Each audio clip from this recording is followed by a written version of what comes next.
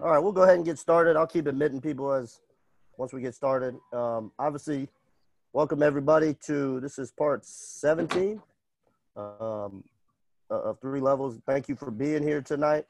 Got three really good ones tonight that I'm excited about.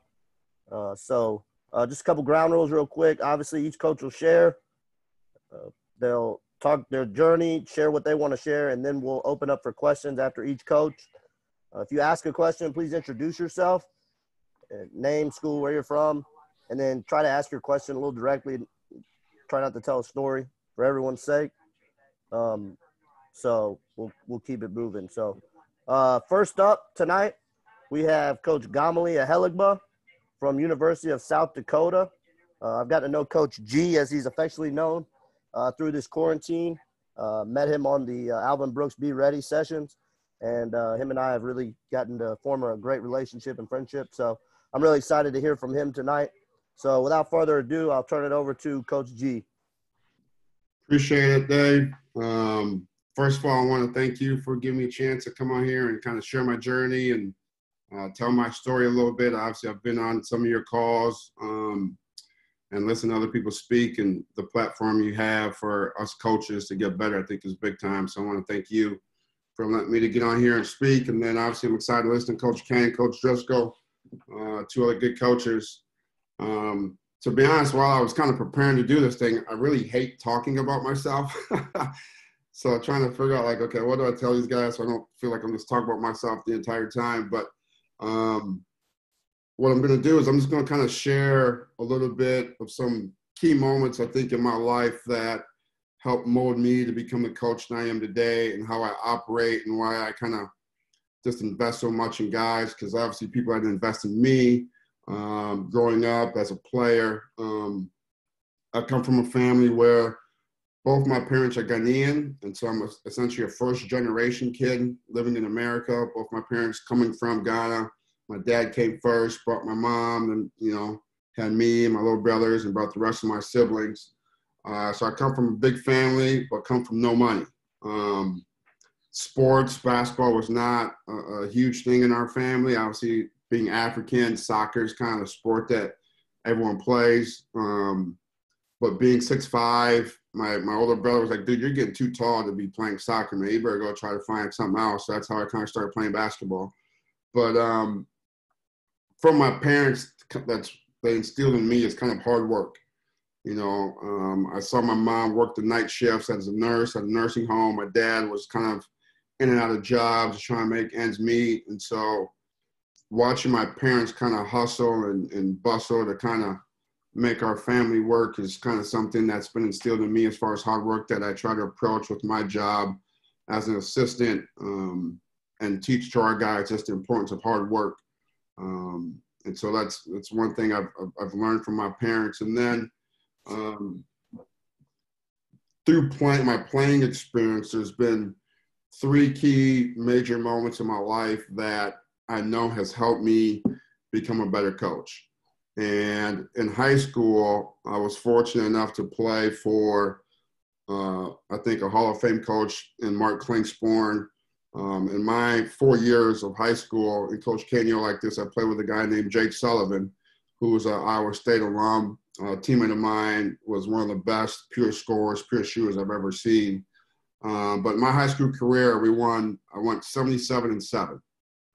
So I got to experience winning at an early age. And obviously us as coaches, we're judging winning. So being a part of winning at a very early age and understanding what it takes to win have helped me. I've never been kind of the guy, but I've always been one of the guys. And so I remember my senior year, this was after we won a state title as a junior with Jake.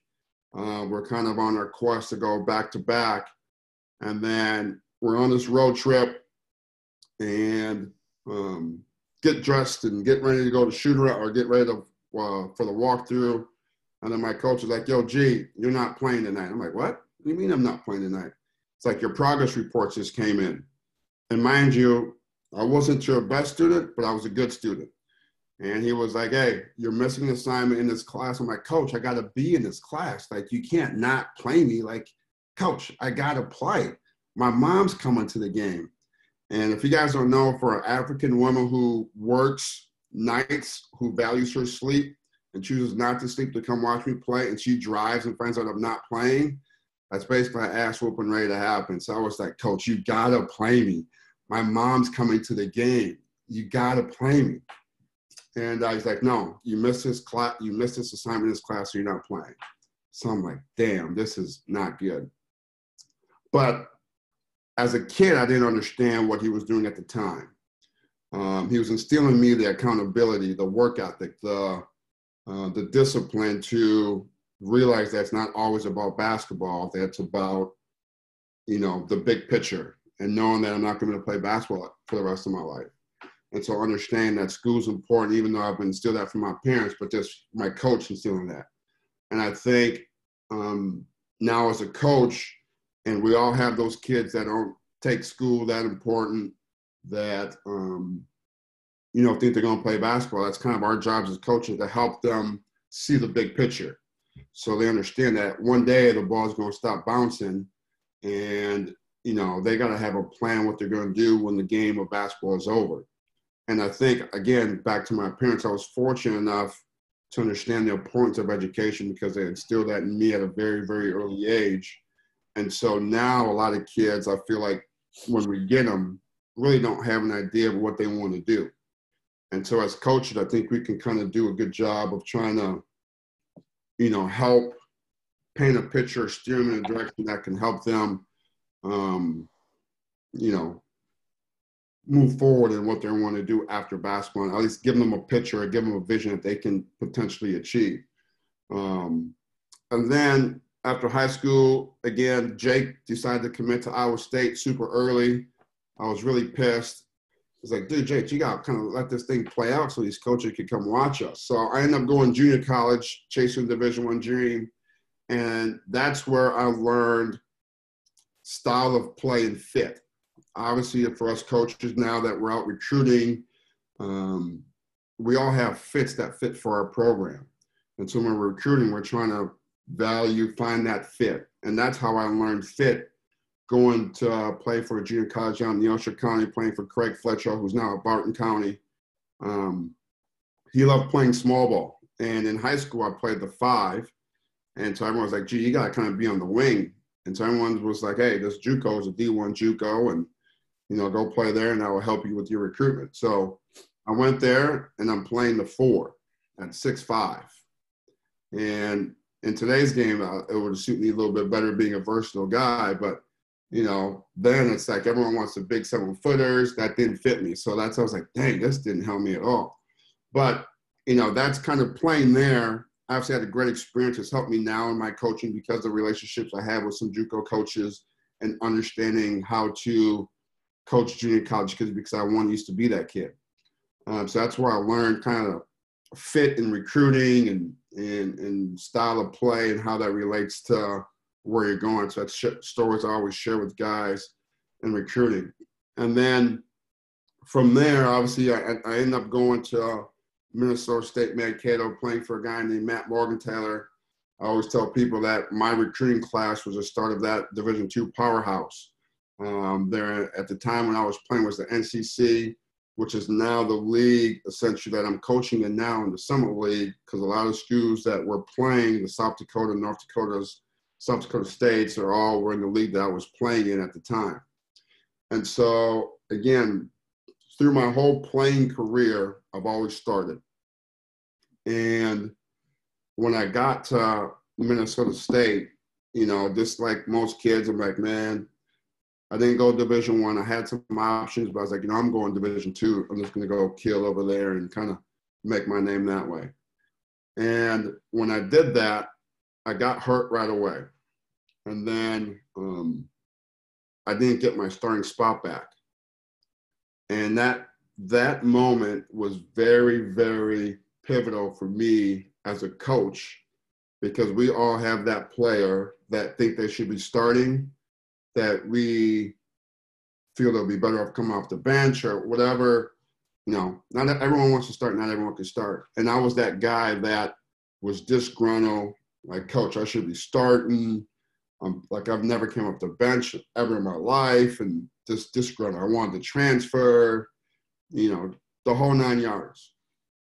And what I learned from that experience that's helped me today, which is why I kind of operate the way I do, is if someone would have just told me at that time, like, gee, listen, we can play you anywhere on the floor. Because I could play, that first year I played the point, and I could play at the 4, I could play the 2, the 3, I was pretty versatile.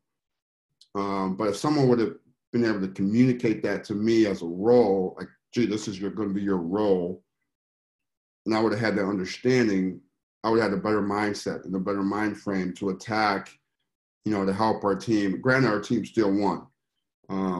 But individually, I was in the mind frame to give my best to that team because I wasn't clearly communicated to what my role was and what my responsibility was. And so that experience as a player has now helped me as a coach to, make sure our guys truly understand and know what their role is, and kind of help, again, as assistants, and Coach Driscoll will talk from a head coaching perspective, how we can help navigate some of those issues so the head coach doesn't have to deal with it. Having those conversations with those guys that are disgruntled about their playing time, and trying to help paint the picture of what the coach's vision is for them. And so I was fortunate that I went through that as a player. That's now helped me as a coach to be able to have those conversations with guys so they can have a better understanding of it. So that was very pivotal for me now as a coach. So those 3 experiences as a player has definitely molded me to be the coach I am now. And then once I kind of graduated school, I played a year in the ABA, trying to chase the professional dream, gave that up. But at that time, I knew I wanted to coach. I had a little brother that was coming up. I helped kind of mold him. He played at Northern Iowa, had a very successful career. He was part of that team that beat Kansas to go to the Sweet 16. And so just that experience of helping him and guys like PJ Hill, who played at Ohio State, was fortunate because after my playing career, I worked at a place called 43 Hoops for a guy named Chris Carr, who played in the NBA, and learned about player development. Obviously now, as coaches, that's one thing which we get our players. They always want to get better. So I got the first hand of being able to work with some of the best players in Minnesota as a player development guy, as a trainer now, which has kind of been, when I was doing it, wasn't everyone trying to be a trainer, where now we got 20 trainers in every city. When I was doing it, there was probably a handful of guys doing it. So I was fortunate enough to learn how to make players better. And so that experience then at that AAU program, 43 Hoops, working with a bunch of guys, has helped me develop into a guy that knows how to, essentially develop players and spend time with players. And the reason why I think that is important is because when we work with our guys, that one-on-one time you get outside of practice or spending extra time getting those guys to shoot or whatever, that just help them get better, is when you can really pour into your players. For me, I think our job is being servants. I didn't get into this profession to kind of make a ton of money. Obviously, our businesses are very lucrative, but for every coach that's in here that's trying to get in the business or getting it, you got to kind of know what your why is and why you're doing what you're doing. And for me, it's always about the stuff I wish I would have known as a player. I feel like it's my job to give that back to the players I coach now. And so that's when you're spending that one-on-one time with guys, especially in the gym, you can really make a difference in those guys' life by really speaking truth to them, helping them find a picture, paint a vision for them. And, you can kind of help mold the kid to have success.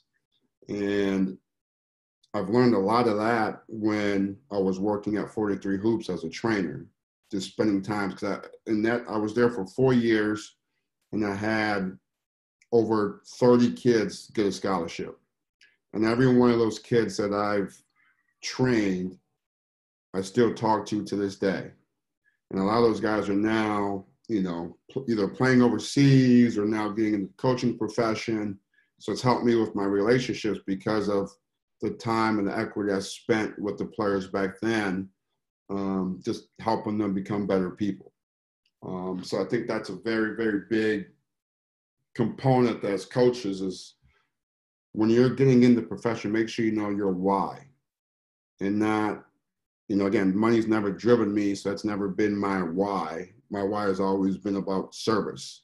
So I think the coaching profession is about serving people, right? We're serving our players as assistants. We're serving our head coach to make his job a lot easier.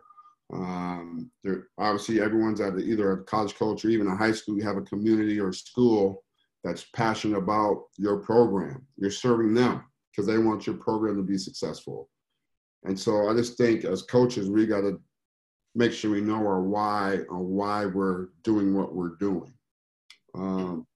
And then so basically after that experience at 43 Hoops, I was fortunate enough to get into the profession because at that time, a lot of those guys I was coaching were starting to get into college, and I was starting to get into young kids where mom and dad was like, hey, my kid should be the next LeBron. You got to, like, I wasn't into that. I wasn't into the babysitting and working with the kids that, essentially weren't really good. And so my friend, mentor, Chris Carr, was like, dude, you should try college. And so I called my old college coach at Minnesota State, went down there and volunteered for a year and learned the business of coaching. And I was there for a year, and then I took a D3 job for a year. And then those two experiences was kind of my foundation of learning the coaching profession. And then I was fortunate enough to break to Division I at University of North Dakota. And when I was there, I worked with great people. And that's where I learned the importance of working with a good staff and everyone being on the same page and working together and putting egos aside that can help a program win. And at that time when I was there, we were just finishing a transition. And if you guys don't know, going through a transition is a very difficult task to do. And once we got through that, I was there for 3 years, and we went to the postseason all 3 years, with only being eligible to play in the NCAA tournament 1 year. And so that was a success in itself, being able to play in postseason. But the success we had, I credit that a lot to our staff for all being such a tight group, because if you're on a staff where everyone has an ego and everyone trying to get their own thing accomplished as assistants, you'll never win. And so I just urge a lot of you guys, when you're getting in this, you got to put your ego aside and do what's best for the group for the betterment of your kids. Again, it goes back to that word of service, because that's what we're here for, serving our players, serving our head coach. And so that's just one thing I urge, because that's one thing I've truly learned, because from all the staffs I've been on, my 3 years there, and obviously I've been a part of great staffs. I'm on a great staff here at South Dakota, but I've really learned that when I was there. And then 3 years there, and then I had an opportunity to come here. And the way I got here was because of, at the time, Craig Smith was the head coach, who was now at Utah State, was coaching at North Dakota State, was a Division II school at the time when I was in the league playing at Minnesota State Mankato. And so he remembered me as a player. And then when I was on the road recruiting, and I built the relationship with him, and he remembered me as a player. And so just the relationship piece is what allowed me to come here. And so you may never know, for guys that are trying to get into the business, again, you may never know who's watching you. And so you may never know who may be a head coach one day. And so you have to treat everybody that you meet or come across as a potential head coach one day that could potentially hire you. So you don't ever want to, maybe because that guy is a manager now or a JV coach, you may never know where their career path may take them. So treat people the way you want to be treated. It's very cliche. We hear it all the time. But for me, that's how I was raised, and I think it's true, you know. Because at the time when I knew Craig, he was an assistant. I never knew that he'd be one day be a guy that hired me to work for him. But just because of the relationship we built, I got a chance to work for him at a great time. And now I'm working for a guy, Todd Lee, who, again, because of relationships I had, allowed me to essentially stay on staff here and continue our building our program that we've built. So that's kind of been my journey into the profession. The things I want to really talk about that I didn't realize was, I just thought it was pretty basic 101 in coaching, is evaluating and recruiting a little bit. When you're as an assistant, we all know what a good player is, but we have to realize that when we're out evaluating players, we're not evaluating the players to come play for us. We're evaluating players to play for the head coach. And so you have to do a great job of knowing your head coach, what your head coach likes and doesn't like, and recruit to that.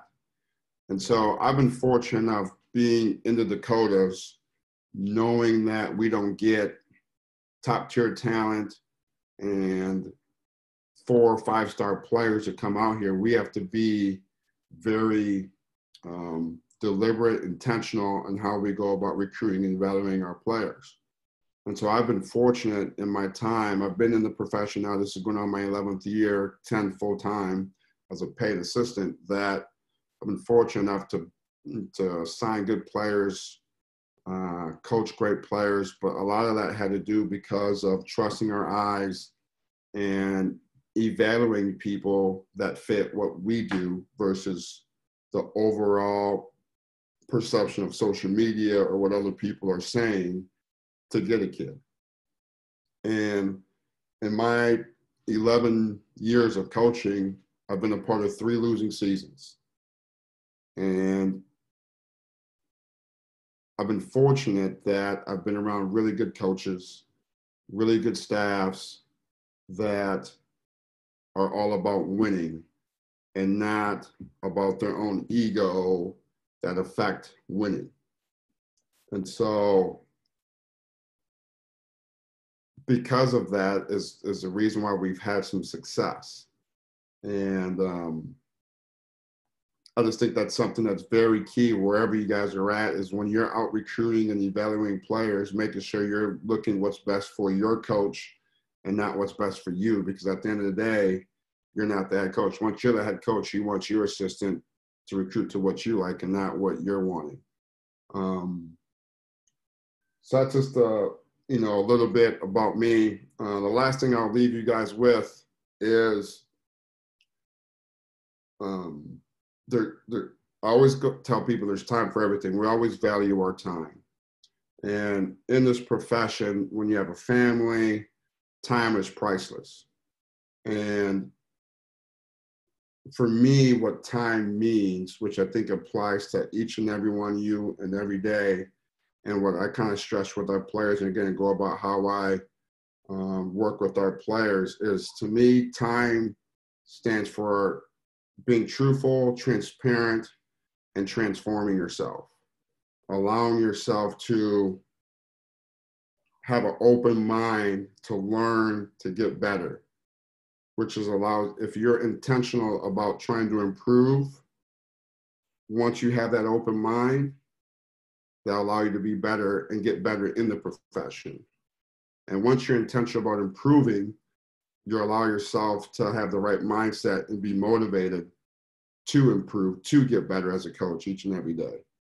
And then once you are motivated and have the right mindset, that's going to allow you to be energized and have enthusiasm and have, great effort that allows you to be empowered and to empower others. And so for me, that's what time stands for. And so you need to value your time. and be intentional about how you're spending your time. And make sure you're being intentional about who you surround yourself with, the people you work for, and just be very intentional with your time because, as we all know, time is very valuable. And so, again, I don't have a whole ton to share. I just figure I'd leave kind of that little bit of a nugget for you guys. Value your time because time is valuable. And I guess at that point, I'll kind of leave it up for questions for anybody. If anyone has a question, just go ahead and unmute yourself and you can jump right in.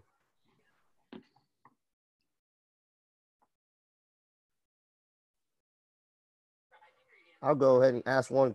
How has being in sort of a part of the country that I guess one, no one's not a lot familiar with, and two, is a little different. How has that, do you feel, helped you as a coach for either one day when you move to a part of the country maybe someone's heard of or more familiar with, or when you become a head coach?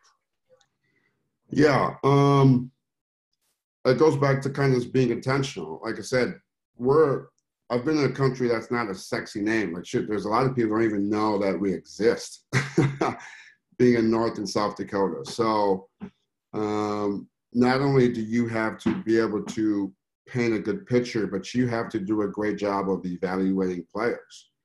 Because again, not everyone wants to come here. A lot of guys I've signed at North Dakota and South Dakota have been guys that either have one scholarship or no scholarships. And, you know, a lot of people think we're crazy with the guys we're recruiting, but at the end of the day, we find guys that fit us. And I think that goes back to just the skill set of being able to truly evaluate players. And, you know, for us, specifically for me, when I'm out evaluating, I try to do my job early, where by the time people can get in, it's too late. So I'll give you an example. I was recruiting a kid at North Dakota named Quentin Hooker. He played for Howard Pulling the EYBL. He was teammates playing with a guy named Tyus Jones, who is now playing for the Memphis Grizzlies. So Quentin Hooker was a guy that was a winner. You know, he was 6 feet on a good day, and on his AAU team, he was playing the 2 and the 3. So if you went and watch your team, you're like, who is this kid that's 6 feet, grabbing a few rebounds, just kind of making some crazy passes? You're like, this kid's not good enough. But again, if you paid attention to him, you'll realize that, okay, that kid's playing a point guard, but he's just playing out of position because they have a pro at the point guard spot in Tyus Jones. So because I trusted my eyes and now what everybody else said, I went back and watched him in high school, and he took a team that was not known for winning at the time, and he brought them to a state tournament. And the team they ended up losing to was Tyus Jones, who's now playing the NBA. But that year, he ends up winning Mr. Basketball, and every Mr. Basketball kid out of Minnesota has either gone to a mid-major level or higher. Quentin Hooker won Mr. Basketball, and I got him to come to North Dakota. And so that's just kind of a prime example of, because we're kind of in the middle of nowhere, you have to have a good eye for what you're looking for, what you're needing for your teams. And so I was fortunate, you know, to get a guy like that to come to North Dakota. And obviously he goes to North Dakota and had the same type of career. You know, by the time it was all said and done, his senior year, he brings North Dakota to the NCAA tournament and had the chance to beat Arizona in a tournament game. And so those are the type of stories, those are the type of things that probably helped me more than anything being out in this part of the country. It's just how intentional you have to be with evaluating and just how you have to go about even marketing your program and just, you know, promoting your program so people can recognize you.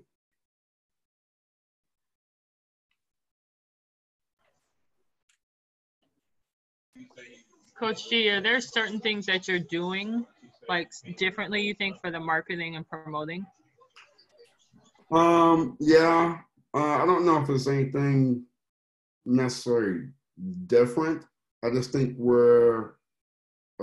that I'm pretty genuine type of guy, and I'm all about relationships. And everyone likes to be associated with good people at the end of the day.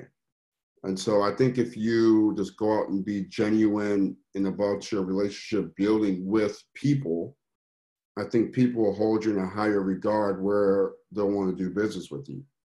And so I think that's kind of one of the ways I've been able to, kind of help promote our brand, is just by being a good person. Because anytime you're on the road recruiting and evaluating players, everyone's watching you, whether it's the grassroots coach, other colleagues in the program, or, if you have players in that area that know about you, like, scouting service people, they're always watching it, and however you treat them is what they're going to say about you. So I've been fortunate enough that, at least I don't think a lot of people say bad things about me. So everyone knows, man, Coach G is a good dude. South Dakota's got good people. So that's a message we want to spread around. So when people know about that, and people that are talking, saying good things about us, that kind of helps kind of build your brand by marketing it. And then obviously winning helps. And so we've been fortunate enough to get good players to help us win games that we can kind of market and push behind, and we treat our players right. So when they leave our program, they say nothing but good things. And so I think that's what's kind of helped us to kind of market our brand by being the people that we are, genuine good people.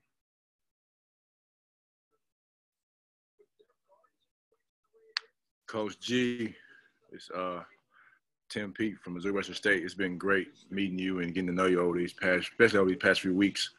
My question's kind of loaded. What's your dream job in the sense of being a head coach? And then what would you take from the people that you work for and implement to your program if you were at your dream job? If I'm at my dream job, that's a great question. I'll say this about my dream job.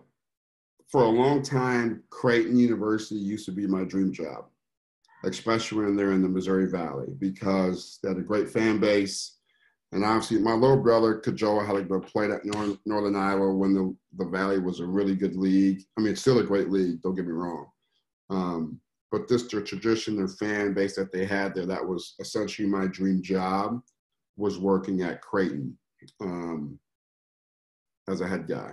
The things I've learned that I would bring with me is, one, I would want your staff, I think, is critical in just surrounding yourself with people that are in it for the right reasons. Because there's a lot of people in our profession that are self-motivated and self-driven for themselves versus serving people. Like, I'm very big on just serving people. And so I want to be surrounded with people that are about the players and about serving. Because the more you serve others, the more you receive. The more you serve your players, the better your players will be. And so hiring good people will for sure be number one. And then two, I think the other thing is once you hire good people, is kind of delegate and let those people do what they're good at. I've been fortunate enough to have worked for people that allow me to do kind of what I'm good at. And so it's empowered me to kind of take ownership of it. And the more people that you have in ownership of what they're doing, I think the better they will be. And the better your program will be, because more people will be invested in it. And so those are probably the biggest things that I would say about that. That was a loaded question, TP.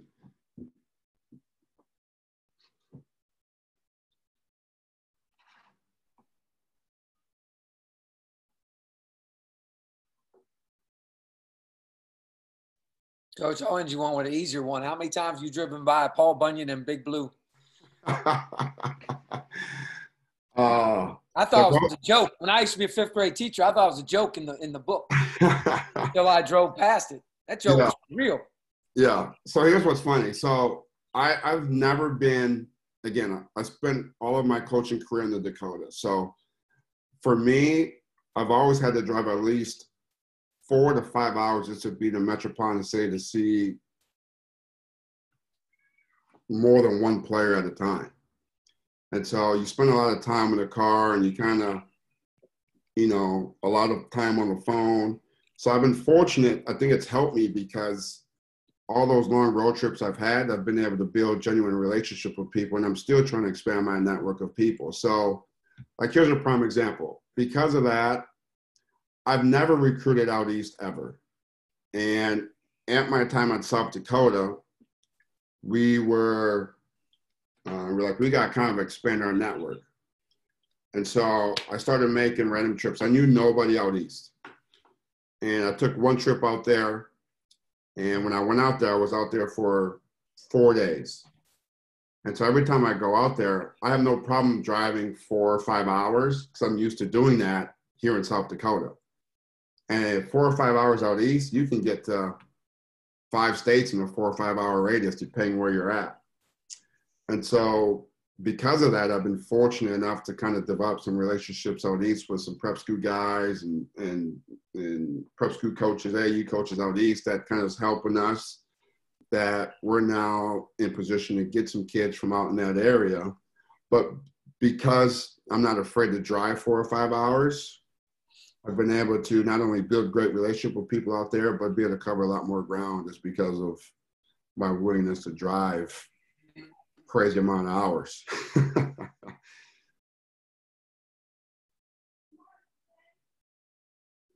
We got time. If we have one last quick question, does anyone have one? Coach, quick question for you, man. It's Fett Castro at Rider University. You mentioned trust in your eyes, Coach. With that being said, when you're dealing with these scouting services, man, how often do you trust their opinions, or is it more so just for intel? That's a great question. Here's what I'll say. The scouting service people I know, I build relationships. I want to know what they're watching to be able to trust them. And so there's certain guys that I trust because I've built a genuine relationship where they know what I'm looking for. And so when they tell me something, it's easy for me to trust them. But at the end of the day, no matter what scouting service guy tells me, I'm still going to want to see that player for myself so I can see it with my own 2 eyes to be able to make the assessment that I think will be best for us. So I think scouting service people are great because obviously they can help you with at least getting intel. And for some people that are not into evaluating, where I love evaluating, so I love putting a team together. It's great intel, but at the end of the day, for me, I'm gonna trust my eyes more so than what somebody else is telling me. Coach, appreciate that. Coach Benator would be our last one. Coach G, what's going on, man? Brian Benator, West Florida. You talked about family a little bit. Talk about balancing, what are maybe some of the things that you do with and especially having children, little kids, because I know, you got 3 little ones. What are some things you do to kind of obviously help, balance between that family life and spending time with your kids versus obviously making sure you're doing the best you can, for your program? Yeah. Well, first and foremost, I have a rock star of a wife. And so I would not be able to do what I'm capable of doing for a program if it wasn't for my wife that essentially allows me to do what I do. So one, my wife is a rock star where I won't be able to do what I do without her. But I think, for me, I think that's kind of one of the advantages of being here at South Dakota is because it's such a small knit community. I could bring my kids with me to events. I could bring my kids to games. My kids run around so they understand what you're doing. They understand what dad's doing. And so And obviously for us, we recruit essentially the Midwest, you know, Iowa, Nebraska, Minnesota. I can get to a lot of places within 4 or 5 hour drive. And because I'm such a family guy, people start to know that. So I have no problem bringing my kids every now and again with me on a recruiting trip. So I've been fortunate just because I have a great wife that allows me to get away to do what I do. And she probably likes it that I'm gone, because since quarantine that I have to been home, she's been ready to kick me out of here. So she's like, man, you need to go on the road. But great wife, and just, you know, being a good person, I guess. I don't know. That's a great question. I appreciate it. Yep. All right. Well, Coach G, I really appreciate you sharing with us tonight. I thought, you know, obviously getting to hear your journey from this side of it after getting to know you was really good. So thank you for coming on and sharing with us. Yeah, I appreciate that. Absolutely. So next up, we're going to go to Coach James Kane, Iowa State. Coach Kane's been, you know, obviously around the country and big recruiter in South Carolina. So that's he knows where the players are at. So really excited to hear from Coach Kane and sharing his journey. So I'm going to turn it over to Coach James Kane. Coach G, greatly appreciate that info, man. Just like you, my first sport growing up was soccer. So I played it my whole life. My mom is Colombian, so I'm first generation Colombian. So it was big in our household. And that scouting service question, that's a funny question that you asked, man, because every single level that I've been going up, more and more scouting services you apparently have to buy since you have more money. So when I was at Murray State with Shane Nichols, you know, we only had about 2 or 3 that we bought. So budget's a little different, but I greatly appreciate that info, Coach G. And, you know, first and foremost, you know, I grew up in South Florida, Fort Lauderdale, Florida. You know, grew up with my mom. She taught me her work ethic, being from a different country, supporting 2 kids. You know, she ingrained in me how hard you have to work. Becoming a basketball coach, I really didn't understand what path I wanted to go into. In high school, I went to Northeast High School in Oakland Park, Florida, and I had 4 different coaches in 4 different years. So I never really had that stability. I never really had that father figure substance to just teach me, you know, whatever it was. So when I got to college, I still wanted to be around the game. I went to the University of Florida, and when I got there, I ran into Carolyn Peck. I don't know if any of you know her. Right now she's with ESPN, but she was the head coach at the University of Florida at the time. Wanted to be still part of basketball, so I was on the women's practice team for 4 years. And during my time there, I met Anthony Grant. You know, it's kind of funny because they had a Billy D 3-on-3 tournament for the student body, and the winners of the student body would play the coaching staff for the championship. So it was Billy D, Anthony Grant, and Major Parker. So after that game, that's really where I cultivated my relationship with Anthony Grant. And, you know, he took me under his – excuse me, Coach? Who won? You should ask Grant. No, we won. We got him. They're getting up there, Coach. They're getting up there in age. But we got him. But so Anthony Grant was able to take me under his wing, you know, teach me some things. I believe my junior or senior year, I really started having a relationship with him and Darren Hertz. And I've always been a big proponent on learning from others. Definitely have to learn from others in this business. I've learned that every person's journey is different. You know, everyone has a story. You know, it's what you do with that story. It's what you do with that journey. So after I graduated from Florida, I got an internship with the Charlotte Bobcats. I worked for Bernie Bickerstaff, Carl Hicks, and then I worked for a guy named Kenny Williamson. His nickname was Eggy, and he was one of the big-time scouts in the NBA. And I was about 21, 22 years old, just trying to learn from him, just trying to watch him. And one thing he always told me that sticks out to me to this day in evaluating players, like anybody can recruit, and guys that are support staff on this call, man, I think anybody can recruit. You have to recruit, write letters, make phone calls. But I think it's really big on evaluations. So one thing he told me was you got to watch it more than once. You could catch a guy on a good day, catch a guy on a bad day. And then he also told me you need to watch their feet. They got to be able to move their feet laterally, especially in basketball. So I'm just trying to give you guys some nuggets through my journey here. So I get back to after the Charlotte Bobcats, Michael Jordan came in, and pretty much it was a whole new staff. So I had to go back to college. And I ran into Coach Grant. Literally, he got the VCU job. He's cleaning out his office with his wife, going down the back stairs of the facility. And for some reason, I went through the back entrance way. I didn't go through the front. And we ran into each other, and we started talking. And that's when he asked me to become a graduate assistant at VCU.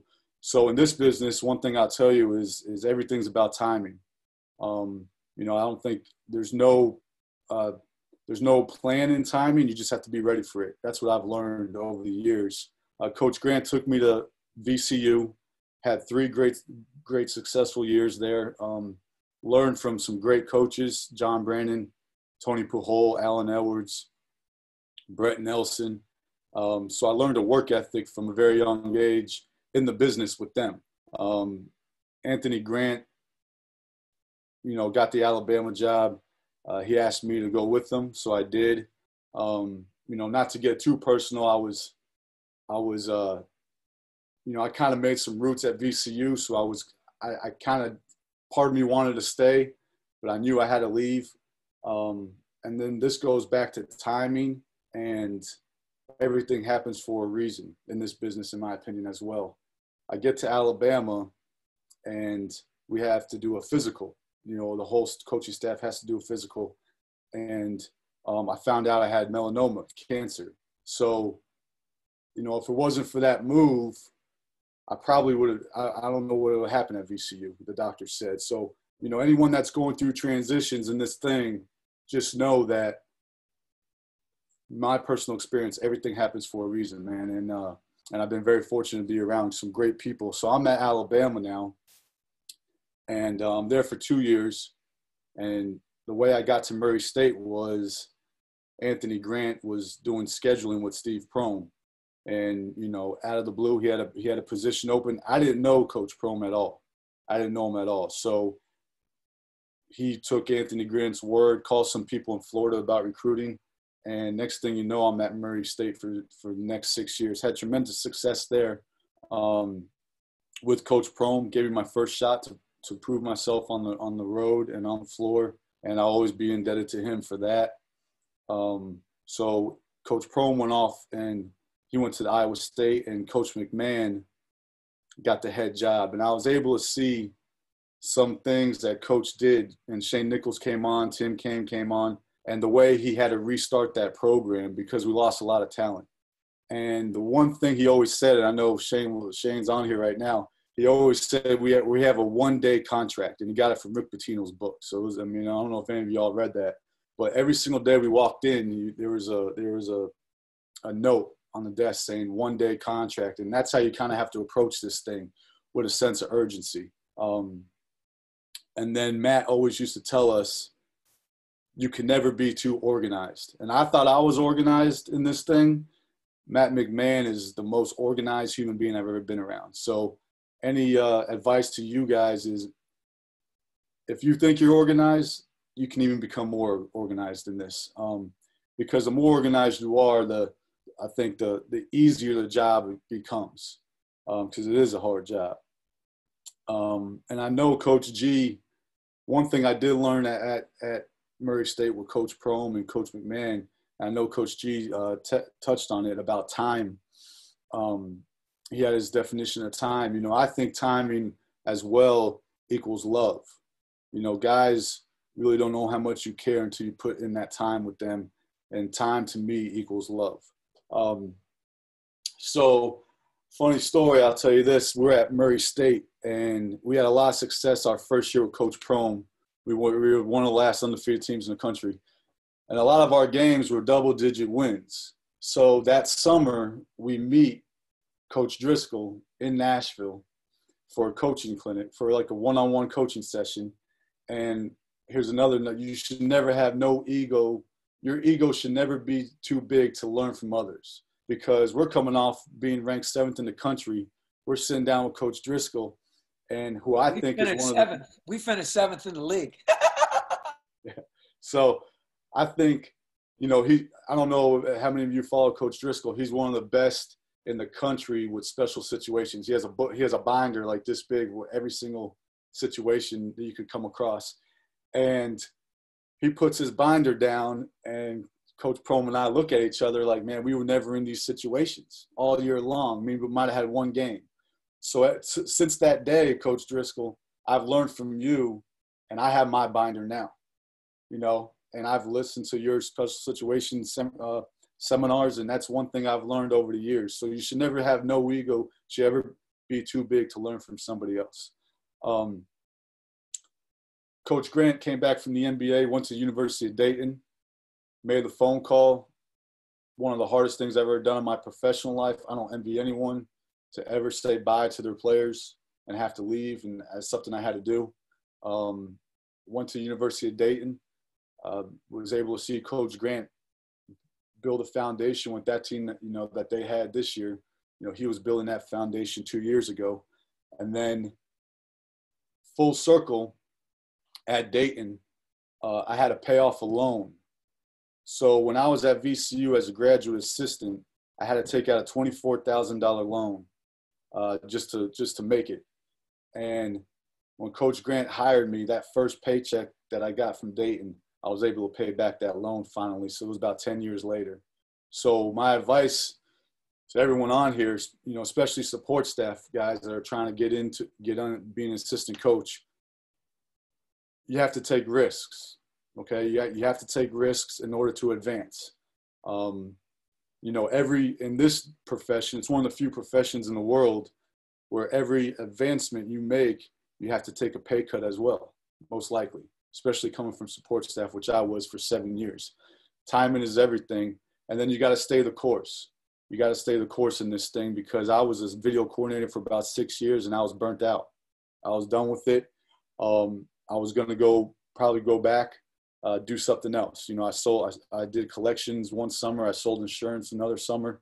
And, you know, luckily the door opened with Coach Prom just from a scheduling call. So, like, you never know.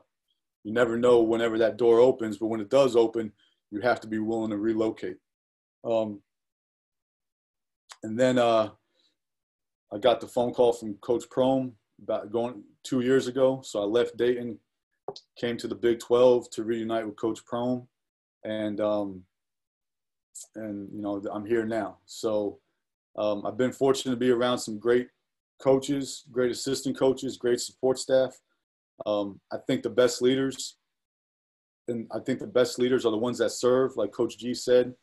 And, you know, I hope you guys are able to get some information, some nuggets from there. I know I was fast. So, you know, if anyone has any questions. Hey, Kane. Mm-hmm. Yes, sir. I'm getting texts and stuff. There was a small part you missed at Murray State that I think some people want you to talk about as it pertains to recruiting, especially a young man from South Carolina that you recruited, and maybe just talk about the differences in recruiting, you know, whether it's OVC, A-10, Big 12. But talk about that piece, because I'm sure some people want to hear about the Ja Morant deal as well. Hey, James, before you do, tell them how you slicked me and you gave me the keys to your car and I went to Subway and you watched them play and I never got to see them. Did you add that to your story? Coach, I forgot that part, Coach. That's the truth. Yeah. So your question was the different levels of recruiting and evaluation. So I think, you know, I'm a big believer on, you know, you got to trust your eyes, like Coach G said. You know, I think Twitter could get you fired at times. I think the Twitter hype, you definitely got to stay away from. Like the scouting services, my guys that I trust, Twitter is all about intel. Social media is all about intel for me, but I want to see with my own eyes. And then, each level, obviously you're dealing with some high level kids right now. And, kids that have options at this level, they tend to go through the course, they go through the process a little longer. But I just think you got to get the best players you possibly can. The guys at Murray State, and Shane will tell you, are some of them are no different than the guys at Iowa State, at Dayton. I just think you got to recruit to the system. Ja obviously was a sleeper, diamond in the rough, but you can't underestimate the player development that Coach McMahon had. And Shane worked with Ja every day, Tim Kane, Casey Long. And, I don't know what his percentages were shooting the ball, but that's just a testament. I know he was in the gym every day with those guys. So, I just think you gotta trust your eyes. Definitely I always look at lateral movement, because if you can't guard, you can't play unless you're getting 40. And then, try to stay away from the hype. Definitely try to stay away from the hype. And you got to get in on guys early and try to get them to pop before anyone else finds out about them as well. Ja's an example, but we had a lot of other kids, Tevin Brown, Terrell Miller. I will tell you this, our focus was trying to get high major transfers to come down a level, trying to get high school sleepers that no one knows about, and then JUCO transfers. Like Terrell Miller was a JUCO, probably a SEC talent, but he had some baggage coming out of JUCO that people didn't want to deal with, and you got to be willing to deal with it and try to help him through it. And he won a championship there. So those are different angles that I use in recruiting, different things I look for. So I hope that answers your question.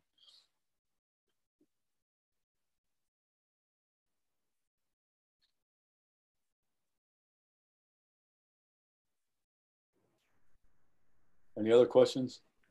Yeah, Coach Kane, I got one for you. Alex Riley. I'm now at Cleveland State. I was with Coach Kane his year at Dayton. I wanted to ask you about player development. Some of the workouts that you did with the guys are some of my favorites, mostly because you ended with those cardio-based shooting drills. And I just want to know what your mindset was on some of those, because sometimes it'd be the guys that would play 30 minutes a game, sometimes it'd be the guys that are waiting their turn. But just, what your mindset was and how you built, because you had a large number of drills that you had, just where you would pull those drills from and just how your mindset developed on that as you went along. Yeah, so those drills came from Matt McMahon. He's got the whole encyclopedia. But it's funny you asked. That's a good question, because when I got to Dayton, I knew individual workouts to go one speed, and it was to go hard, to teach toughness, go game speed. And Coach Grant was like, man, what are you doing? It's the summertime. What are you doing? And he was like, we're not trying to wear these guys out. We need to work on their weaknesses and their skill set. And he's obviously coming from the NBA. So he sees a whole different perspective on things than, a college coach like me who's just making guys go 100 miles an hour. So when I got to Dayton, I really had to balance my workouts to where, I want them to learn how to go hard, but I also want to work on their weaknesses and skill set and get reps. We would get 20, 30 reps with just the left hand. So I do like to end it with a toughness drill. I got that from Matt, to answer your question, the cardio drills.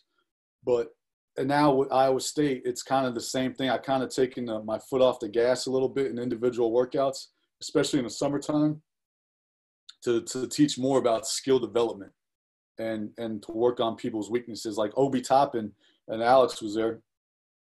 Obi Toppin, he couldn't post worth anything coming through the door. He was skinny, couldn't pass at all coming through the door out of the post. And I mean, Coach Grant did this drill, literally the guy's on the block and he's making one-hand passes 50 times with his right, 50 times with his left, different passes throughout the court. And, now I'm looking at him 3 years later, the guy's a phenomenal passer. They're playing out of the post through him. So, there's different ways to skin a cat. There's most definitely different ways to skin a cat. But that's, I've learned over my years that, you can always take from different people and try to implement it with one thing. Coach Kane, Timothy P. from Missouri Western State. First of all, when you get Tyler Harris on campus, tell him, make sure whenever you start crying, they don't fly in his dad's back. Sorry, Second is, what is going to be the one thing that gets you guys over the hump? Okay, my bad. Sorry, that first part you're cutting out. I'm sorry. Hear me? They're a little better? Yeah, a little bit. I don't know if it's you or me. It might be me. Okay. I'm in the boonies of Tennessee. Yeah. So what was your first question? Can you hear me? Is it better? Yeah, I can hear you now. Yeah. As I said, the first thing is make sure you tell Tyler Harris if he started crying, that won't fly in his dad's backyard playing pickup. And then second, what is the one thing for you guys to get that place over, get over the hump? Is it having guys stay, having guys stay 3 or 4 years, because you guys have a lot of talent that's been in and out of your program really quickly, or is it just continuing to just build the foundation and make sure the foundation is still solid? Yeah. Well, I think in any program, the foundation and culture has to stay the same no matter who comes through the door. But when Coach Prohm went to the Sweet 16, he had seniors. He had 4-year guys, George Niang, Naz Long, Monte Morris. Obviously, they're pros, but it always helps to have seniors. I think we're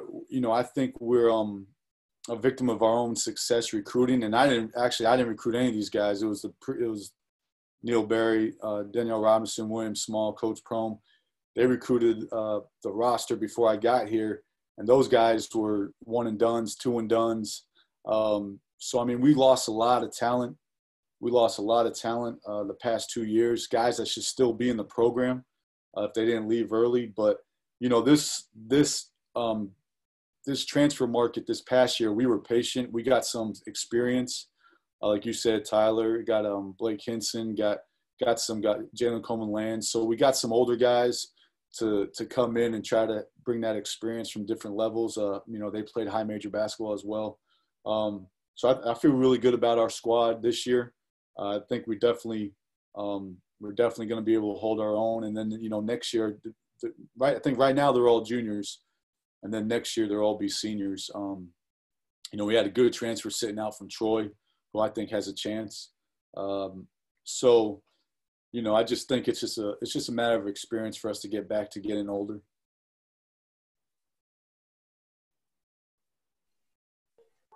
We got time for 1 or 2 more questions for Coach Kane. Does anyone have one? Hey, Coach, Peyton Sturm. I'm an assistant coach at West Virginia Tech. Just a question about young guy, whether he's in a support staff role or an assistant coach at a smaller college. When you were in that support staff role, how did you just continue to build your network? Yeah, so I love helping out support staff, man, because that's how I came up. First and foremost, I forgot to tell you this, man. Anyone that tells you like you can't advance, you can't make it, as an assistant coach, as a recruiter, if you haven't played the game, I didn't play the game. I played in high school, then I went to UF, so I didn't play college ball. So like anyone out there that if someone's telling you that, man, just keep grinding and keep working, because I had a lot of people told me that to me. Second thing is just stay the course. The guy that you work for now, the boss that you have now, that's the guy that's going to get you the job, in my opinion. I worked for Anthony Grant. Steve Prohm hired me because of Anthony Grant. If Anthony Grant didn't vibe with me, I would never have been an assistant coach, most likely. So work your ass off to the job you have now. Always be valuable. In order to get hired, you have to provide a service. So whatever it is. Players are are a big factor in it. But, you know, if I hire a staff, I'm going to hire guys that I trust. I'm going to hire, like, great energy guys, guys that are able to build relationships with people, guys that have a sense of urgency when they walk through the door in the office. So, you know, my whole thing is network as much as you can. You know, at Alabama, funny story, you know, obviously it's a big football school. Nick Saban had the thing rolling. So AAU coaches will be coming in, you know, in the mornings for a big football game. And I just built relationships tailgating with them. That's all I did. You know, I'm just tailgating with these AAU coaches. And Murray State, I was able to go back into Alabama and start recruiting Alabama because of my relationships through the football games at Alabama. So I don't know what you have to set up there, but just keep networking, whether it's camp, whether it's elite camp, whether it's individual camp, whether it's, you know, whatever sporting event, just keep networking, man. Then good things will happen. Good things will happen. Appreciate it. I was a student manager and a GA at West Virginia, so I'm very familiar with the Big 12. And yeah, I mean, I used to park the cars. I used to do this with the little flicker thing, and Jeffrey Moss's dad, Jeffrey Moss's dad, you know, I helped him with a parking spot. And when Coach Grant was called Anthony, when Jeffrey Moss's dad found out I was interviewing at Murray State, he calls Prom and was like, man, I like that guy. You know, and I'm just helping the guy move, you know, park into his parking spot at Alabama. So, you know, you just never know who's watching. Goes back to what Coach G said.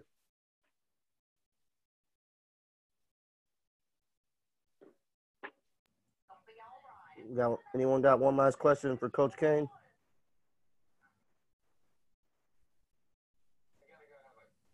Coach Kane, I appreciate you coming on and sharing with us.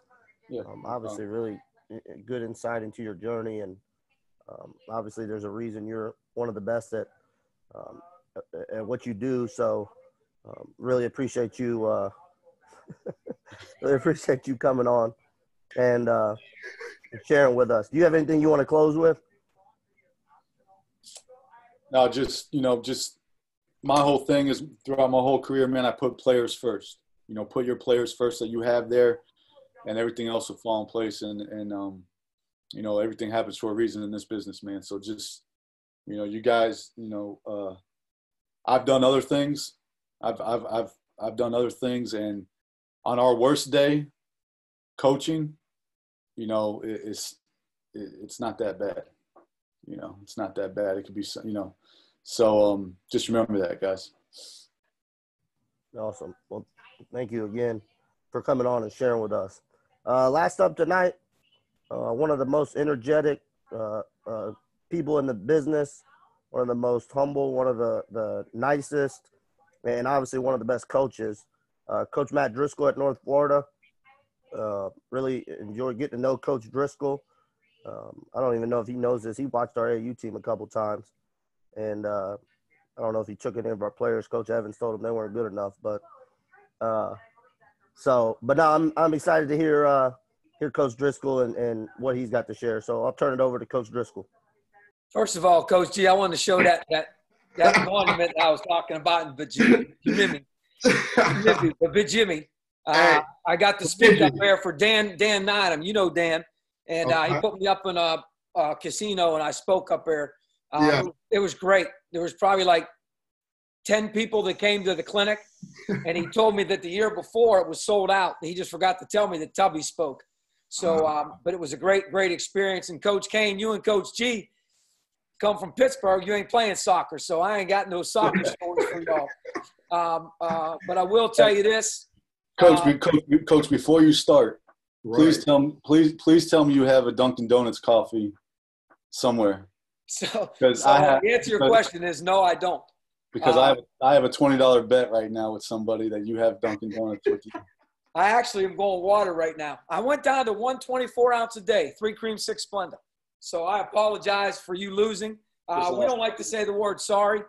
We like to say apologize. So I apologize. Only time we say sorry is if you hurt somebody, you run somebody over, and you do something, you're that way. But I think all these guys talked about this. I'll be real quick. And I think everybody on here, I mean, there's a lot of guys that I know on here, a ton. And I know a lot of their journeys and what they've done and what they've been through. There's guys on here that could tell you much, much greater stories and much, much greater understanding about life, just serving our country or doing different things that they've done throughout their deal. And the one thing I would say is, first and foremost, is this. You better be who you are, and you better embrace where your feet are planted. Because if you don't do that purposefully, then you're not going to make it in this business. And if you're always looking for a job, you will quickly find yourself without one, or with the inability to get where you want to get to. Because at a very, very young age, young age, when I was working McDonald's, my daddy taught me, whatever you do, our name's on it. And that's why we had the cleanest bathrooms of any McDonald's in the country. I'll take it. We'll argue it as long as you want to argue it. So whatever you do, do it purposefully. I'm Jesus Christ, my Lord and Savior. So God has been a great influence on me. And when Coach Kane says he walked down the steps, it was not accidental. I don't believe in them. I don't believe in coincidence. I don't believe in luck. I believe that you're placed in places. There's dots on the map that you are placed.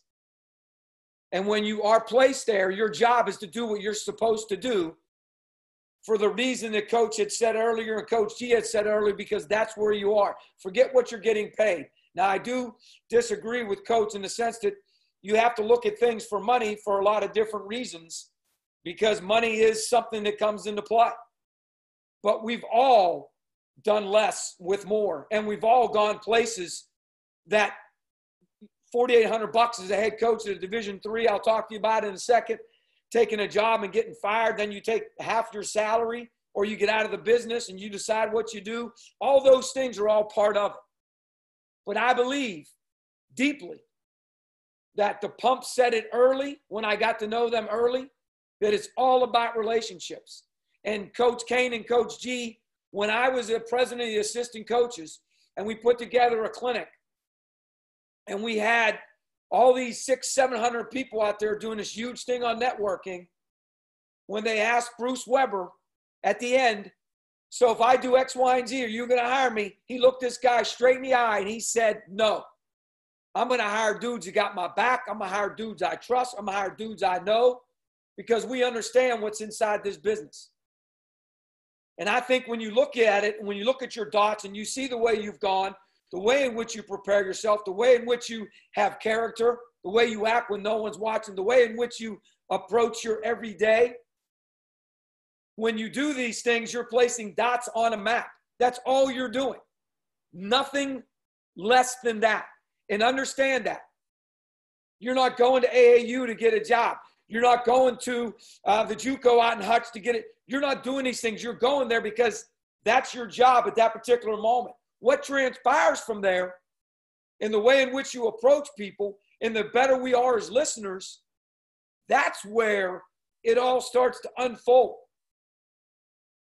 And, I mean, I got a gazillion stories, a gazillion. And I'm not embarrassed by any stretch of the imagination. When you guys actually look at this, there's nothing on here that embarrasses me. But I speak a lot, and I speak to a lot of different people. And sometimes people don't understand where we come from. People say, well, you had a mom and a dad. Well, you know what? I don't know how many of you had a mom and a dad that slept in different beds. So that was kind of different. That was kind of odd. I didn't know what any of that stuff meant back then.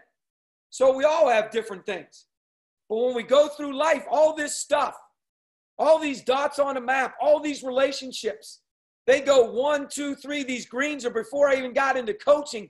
And it's amazing how all of this stuff came into play here. All of this stuff, from delivering a paper. I had a guy come to our game this year. I was his paper boy when I was 12. He and his wife came to see us play.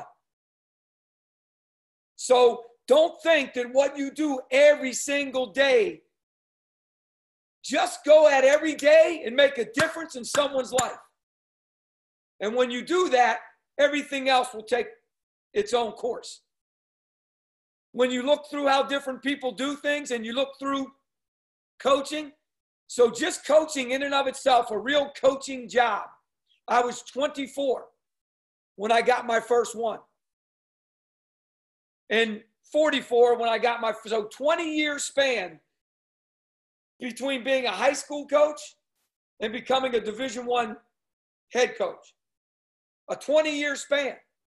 And you can see trials and tribulations and things that are going to happen in the way. But if I told you all these stories, it would just be, it's amazing how all those stories directly relate to this. Going to school, going to JUCO, getting a Division III job when there's no, like, I got a Division III head coaching job and I was a high school assistant coach. That ain't happening in today's world. But it happened because all my dots lined up and all my relationships, where someone used the word earlier, were genuine. Like you saw in the back of my door and my back screen. Like love people, man. Like just love people. And if you have disagreements or you have things, that's life. Coach Moon at Laramie, Wyoming, he couldn't stand me after he offered me a gazoodle of money to stay and be an assistant and not go with Larry Shiat. He offered my wife an incredible salary to be the cheerleading coach. And I said, Coach, I got to go to the ACC. Like it's the best thing for my family. And I know you're disappointed, but that's what I'm doing. And this is the same dude that hired me in North Florida. So treat people the way you want to be treated. Don't burn any bridges, but you're going to disappoint people. That's part of the journey. And you mend those fences along the way when those people understand. Larry Shiat, one of the greatest mentors you could ever, if your staff can ever go and get with him, he'll do it. He'll come to you, go to his house. Some of you on here have done it. Larry Shiat is an amazing human being. Amazing human being. Jerry Slocum is an amazing human being. Scott Drew, an amazing, like who you going to be around? Coach Kennan always says, show me your friends, or show me your future. Like, who you going to be around? So when you look at your journey and you think about all this stuff, this is the way I look at it. So let's just go back to here. And during my journey, I'm in Pittsburgh. I take a job up here at Zillion Opal, and I take a high school job. During the high school job, we go to team camp. When we go to team camp, 13 hours away on a bus to Providence, Rhode Island. The head coach of Providence, Rhode Island was Rick Barnes. The assistant coach was Larry Shiat. I'm watching Boys in the Hood for the first time. It just came out. Dan Gavitt, the head of the NCAA, is showing me how to take Domino's pizza, take the 8 slices, make it 16, sell it for $2, and make a ton, right? I'm learning all this stuff. But the relationship I had with Coach Shiat, he gets his first head job out in Wyoming, and he brings me with him. But what's crazy is, as you go through this and as you learn and as you see things, like, figure things out. Figure what's going to be best for you. So fast forward, forget about all the other stories. We go to Clemson. He says to me, Driscoll, you got to become on the assistant coaches committee. It's the best way to make a difference in the game. I'm telling you, I did it. I'm telling you. Well, whatever Coach Shiat did, I was going to do. So I did it. But when I did it, guys, I did it to make a difference in the game. Not to get my tickets early on Thursday, because back then you could sell them and make a ton of money. I had no idea what people were doing. I was like, what are they doing? I thought we were figuring out, can we get tickets on the road if a kid already signs? Can the team leave them? So it's not like film exchange, how to get recruit. I mean, I could go back and show you the notes and get the notes, but I'm like trying to make a difference. And all these dudes want to do is go in line and get their VIP tickets early on Thursday. And if you're on here and you did that, I'm just speaking the word. So I do this, but here's the deal, guys. When I go to Minneapolis, Final Four the last time it was there, and I sit in Kelly's bar, and I don't drink, and I'm in the basement, and I'm pissed off because we're having a meeting about things that I thought were so important in the basement of a bar. And sitting across from me, Scott Drew. I don't know, Scott. I thought Scott Drew made the shot. I thought he was Bryce. And then he resigns. He resigns as the first assistant. And Bernie Fine was the second assistant, but he never would take the first assistant because the first assistant's got to become the president if the president ever gets fired and can't be the president.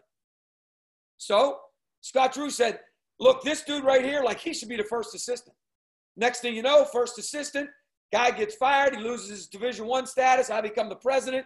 Next thing you know, all those relationships are still to this day in the NCAA, in search firms, in everything. Like those relationships are huge, huge, huge. But you go back here and you work camp, and in 1994, you're a Division III coach working camp for Rick Barnes, and like you're working camp, and all of a sudden, like there's a dude that's a JV coach, and you befriend the JV coach, and you treat people the way you want to be treated, then bada bing, bada boom, you're the coach in North Florida, and now this dude is 2003. It's like 11 years later, and he's got a guy that plays at Tennessee State that weighs 137 pounds that wants to transfer because Cy Alexander just got fired, and we get him. He ends up scoring 1,300 points for us. I never recruited him. Never recruited him. He handed them to us. And it goes back to, like, embrace where your feet are planted. If you're there to work camp, work freaking camp. Like, don't go there to get a job. Go there to do what you're supposed to do. Everything else will take its own course.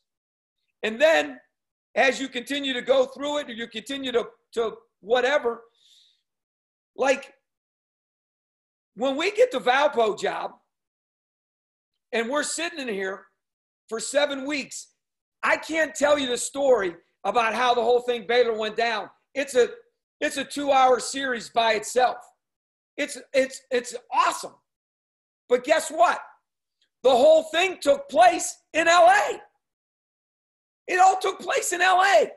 Because when we got the job, I said to Coach, what's your goal? And he said, Driscoll, man, I want to be a high major head coach. And I said, man, that's awesome. Because I was the oldest guy on the staff. He got to hire an old dude. I said, man, I've been there. I've been there 5 years at Clemson, like 2 championships in the ACC. Like, man, that's awesome. Let's get that done. Here's what you need to do. We need to go to the Pumps Retreat. I need to introduce you to a couple headhunters. I need you to meet some people. Coach is 31 years old. So we go. On the way going was the weekend that the thing came out, that drug deal going bad, murder, cap them, all that stuff. I said, Coach, man, you're the dude for the job. You're a Christian. You're young. They don't care how much you lose. Like, you're perfect. Guys, I can't make this up. Can't make this up foul. We're there. Remember, Coach's brother was a 16th pick in the draft. Who'd he play for? Tim Floyd. Tim Floyd's sitting right next to us. We're waiting to hear Wooden speak. Hallen's finishing. Say to Coach something about the Baylor job. Tim Floyd says, you know, my roommate in college was Kim Mulkey Robertson's husband. Dots on the map, bruh. Bada bing, bada boom. Start putting things in place. But, like, all that stuff, like, every day. Like, you guys talk about recruiting and your journey in recruiting. Like, you either know what a player is or you don't. Like, you work with them every day. So I had the greatest job in the world. I actually never had to go on the road. I was restricted earnings, but I wasn't part of the restricted earnings. I was just restricted earnings. I never had to go on the road. So I got to sleep with my wife every night. I got to see my kids, but I wasn't a very good father at that time. I thought I was, but I wasn't. I was a good provider, but I was too much into my job. But I got to do all the practices, all the work. I got to do everything. And when Andy Katz wrote an article about us when we got the job in 2009, he said, Coach, no one says you're a recruiter. I said, I'm not. When we got ranked the 8th best assistant in the country by our peers, the guy called me and said, did you recruit Tweety Carter, First McDonald's, Curtis, Lace Darius, Kevin Rogers. Which one of those guys did you bring in? I said, which one? I said, none. None. Because everything's about a team. Coach said it earlier. Like dudes fell in love with Bruce Martin. Like dudes loved Bruce Martin. He was the director of basketball operations. They loved him. Loved him. And he never went on the road recruiting. He got dudes for us. So don't buy into all that crap. And the best thing is when you're an old guy, you get the job at Baylor, and all them young dudes want to go. Coach Tang, Coach Mills, Coach Moorfield, Coach Drew, all they did was recruit. I was like, see y'all later. Hit them on the booty on the way out. I got all the practices, all the workouts, all of them. It was awesome. And then I had the best job in the world, Coach. I had to go put my eyes on the dude before whatever. Man, are you kidding me? The best. The best. And when you work for a guy like Coach Drew and you learn what you said earlier about recruiting, man, it's all about players, bro. Like, I didn't want to take Lace Terry's stuff. All-time leading scorer in Big 12 history till Buddy Hill just broke it by 5 points. All-time leader. And I said, Coach, we're making a mistake. We can't take him. We got Tweety, CJ, Henry, 1,000-plus points. You can't take him. He said, Driss, trust me on this. Get the best players you can get and figure it out. I said, Coach, we can't take him. We're going to have this and this and this. He said, Driss, trust me. And, you know, when I left Baylor job, Coach Drew brought me in the office and we got done crying. He said, you know, Coach, not only are you loyal, but you always spoke your mind and you always spoke what it was, and then you always knew when it was enough. And I said, Coach, I'm only going to ask you a couple times because obviously I'm going to lose that battle. Of course, we take Lace Terry Stein, leads us to the NCAA tournament, fastest turnaround in college basketball history from a murder, obviously the NCAA tournament. So as you're moving through this process, like, you got to understand, and you're going to make decisions. I think Coach Kane said it. You're going to make decisions. Like, a lot of y'all don't know this. This is crazy. This is crazy. So I work all these camps at Clemson. Well, I don't think Dennis Felton likes me. There's just some certain things I just never got a feel for Dennis Felton, which was whatever. Well, some people don't like me. That's fine. I'm cool with that. So we get the Wyoming job. Dennis Felton gets Western Kentucky. And that's 1 year difference from Shy getting Wyoming. He got Western Kentucky in that year, 1 year, and then the next year. Dennis Felton called me and offered me the job, and I took it. To be his whatever, top guy, whatever he called it back then. I took it for 24 hours. Talk about making a tough decision. I took it for 24 hours. Back then, we had real plane tickets. I never went to the Final Four until that year, and it was ripped up in the trash. I had to tape it together to get on the plane. Guys, I can't make this up. I land, and of course, I got to go face to face. I got to be a man. God is so good. We were in the same rental place. So I got that knocked out. So now the Final Four is going to be great. So I go put my stuff in the room. I go for a walk. I see Rick Barnes. He had just hired Ricky Stokes to replace Dennis Felton. He's in a nail salon. I said, Coach, what are you doing? He said, man, our wives are getting their nails done. I'm just reading the paper. Final Four was in San Antonio. He was reading the Austin Statesman. Guys, I can't make this up. He flips the page over. If you remember, go back and Google it. That's when Tom Penders got fired. He said to me, Driscoll, and he cussed a little bit. Not now, but then. He said, Driscoll, who in their right mind would take this job? This dude's won 20-some games a year. Who wants to be the coach at Texas? 6 weeks later, he was. So that's how we got to Clemson. So when you're doing things and you're moving through this business and this whole journey and what you should do, I'd say this: pray on it, pray hard on it, but seek wise counsel. I don't ever make decisions unless I seek wise counsel. People that understand, Shy being one of them, Coach Drew being another, Coach Slocum being another. Like, seek wise counsel. How is this going to look? What's it going to look like? I can remember like it was yesterday calling Shy saying, I can stay at Valpo, be Homer's assistant, and possibly, depending on how things work out, maybe be the next head coach. Of course, I didn't know Bryce was going to come back. They didn't tell me that one. Or I can go with Coach. And Coach Shy had said, it's a no-brainer. You got to go with Coach. And then a lot of people, not my mentors, but a lot of people were telling me, professional suicide, don't do it. You're just going to be a scapegoat. They're going to get rid of him. And then, then somebody else going to come in. You want to study somebody? You want to learn about somebody? 18 years that brother's been there. 18 years that brother's been at Baylor. You want to talk about how to grow a program? I say this to you too. You don't realize how good you have it until you listen to people. And you listen well.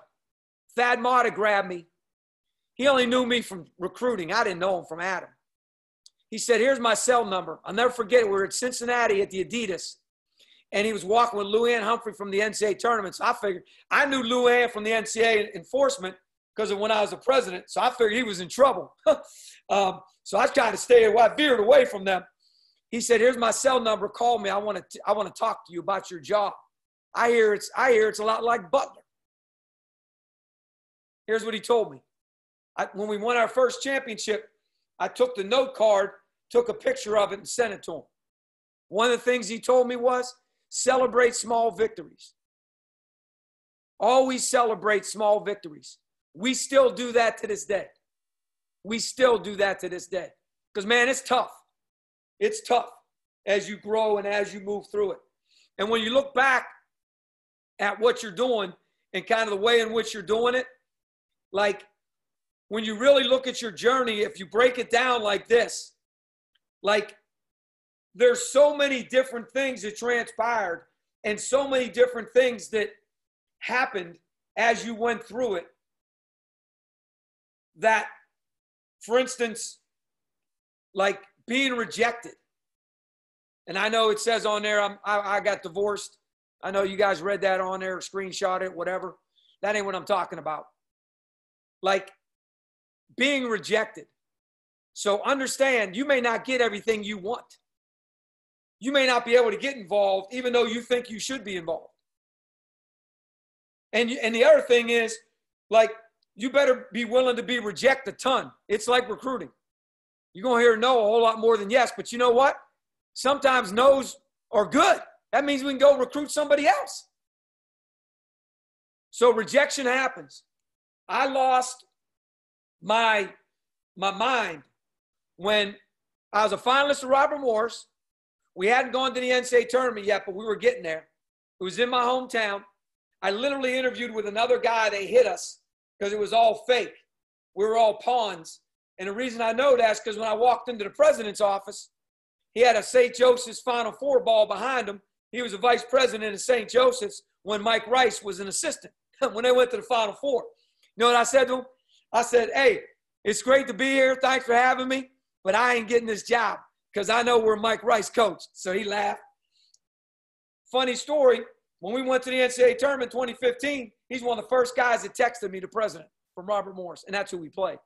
He's one of the first guys that texted me. So I don't get the Robert Morris job.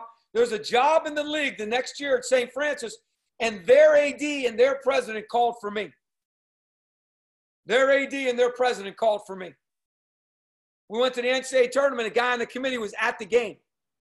I don't get that job in my hometown, next to a prison, if you've never seen St. Francis. Coach Kimmel, who's coaching there now, his daddy was the AD. I don't get that job for whatever reason. I go home. I tell my wife, I'm like, I don't get it. Like, I don't get it. I'm 44 years old, 43 or whatever it was. We just turned around a murder. Like, golly, it's next to a prison. I don't know. And she looked me dead in the eye. Talk about having a good woman. And the fact we have a Christ-centered marriage is just incredible. She looked me dead in the eye. She said, God ain't ready for you to be a coach. I said, man, you know the hours we put in at Baylor? Like, do you understand what it was like when we took over for a murder? Come on, man. So you're going to get rejection. But what you got to do is, like, you got to take that failure that you're feeling and just fuel it and turn it into that next day. Suffer that night, that next day. Who can I make a difference for? How can I make a difference? How can I make a difference? Whatever it is, how can I make a difference? You know, you talk about helping the head coach and all that kind of stuff. Man, I want to help the assistants. I want to help the assistants. I'm sweating, by the way. I want to help the assistants. Whatever it is we can do, because the greater we are like this, that's why we won 3 championships in the last 6 years. And I'm going to tell you something else, too. When you're the restricted earning guy like me and you were not on the road, you watched a lot of video. The old 8-track stuff. Or what's that? The VCR stuff. You watched a lot of video. Well, guess what? 2 of our all-league players, we never saw them with the eye. Got them both off video. Beat Division IIs for both of them.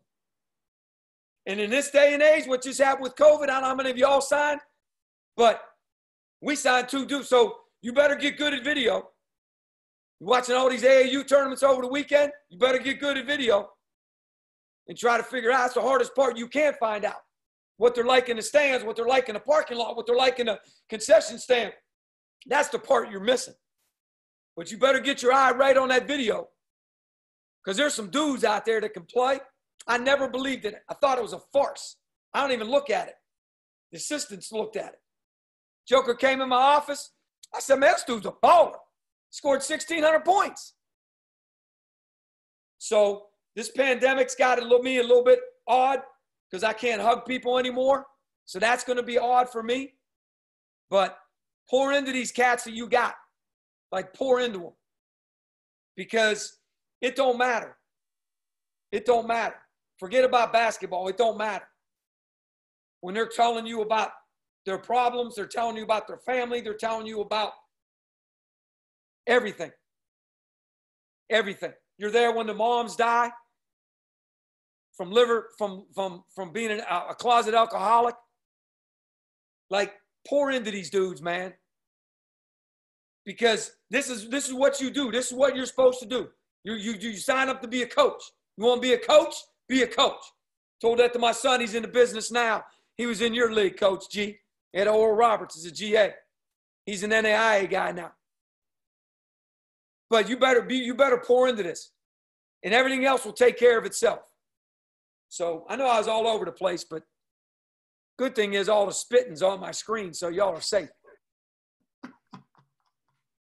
Any questions, Coach?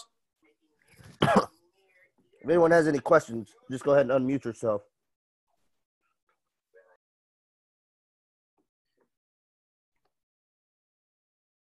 Coach, Akeem Miskadeen, Florida Atlantic University. Can you talk about your visit model? I know you guys got some special visits, like unofficial visit. You guys won't bring anybody in unless they're all already committed for an official visit. I heard that through another Zoom. Can you talk about that? Yeah. So the one thing we don't do is, I can't tell you, we've had a handful of guys that have come in that haven't been committed. And we really do our work early. We also do a great job of, we don't mass mail. We don't mass email. We don't do any of that stuff. We just recruit dudes. And like I think Coach said, somebody said, Coach G or Coach Kane, is 50 ways to skin a cat or whatever it is. Not that I've ever skinned one, but there's like 50 ways or something or 50 ways to leave your lover, whatever there is. But that's just how we are. We've always been relationship driven. We've always been elite camp heavy. It's really been good for us. And like the sad thing is, Coach, the 5 guys we signed early, none of them took an official visit. So none of them got to take an official visit either. Because we have a celebration in April. And then if we have an outlier, a guy leaves, or we're trying to get a guy, JT Escobar, we have those dudes that we worked so hard for so many years that have made unofficials. And then we have this guy that we're trying to get, and we have them all in the same weekend. I don't even know if we've ever lost a guy. Like, so we plan it for the right reasons, for a celebration, as opposed to it being a, you know what, and also too, like, we explain reality of recruiting. Like, you come to us on Friday and you're going to go to Murray State on next Friday. Well, that's awesome. Well, we out dancing with somebody else too now, bro. Now, some guys like Bo Beach, we told Bo Beach, you got till the end of your recruiting. I don't care when you decide, you'll always have a scholarship. But there's other guys that we get this guy, then even though we think this guy might be better, there's a reason why we offered this guy. So, it's one of those deals for us with unofficial visits. I tell you something too about elite camp. I couldn't stand Wajid Aminu. And the one thing is you better have some thick skin if you're going to be a head coach. And our rule is real simple. If the vote's 4-1, and I'm the one, then I'm wrong. So I told them jokers, if y'all think y'all are right, and they were all said, yeah. I said, well, you get that joker to elite camp. We got some dudes coming down there. Dude went to Temple. Another dude went high major. We got some dudes coming down. We'll see how good he is. At the end of elite camp, I said, man, I sure do love you. You know that? I sure do love you. And that's it. Like, we beat, like, UTEP was messing with them, and then Miami of Ohio came in late. Crazy. But elite camp's been really good for us. Really, really, really good for us. Like Dallas Moore committed. Romello Banks stopped through elite camp on the way from Mercer, and him and Dallas were kicking it, and he committed. So, it's elite camp for us is huge. We can't have it this year. But the other thing on unofficial visits is, like, it's real now. Like, it's real. Like, the way I am now, that's how it is. It's real. So there's things you might not like, things you might not like to hear, but we just tell the dudes the truth. And then we let the cards fall where they may.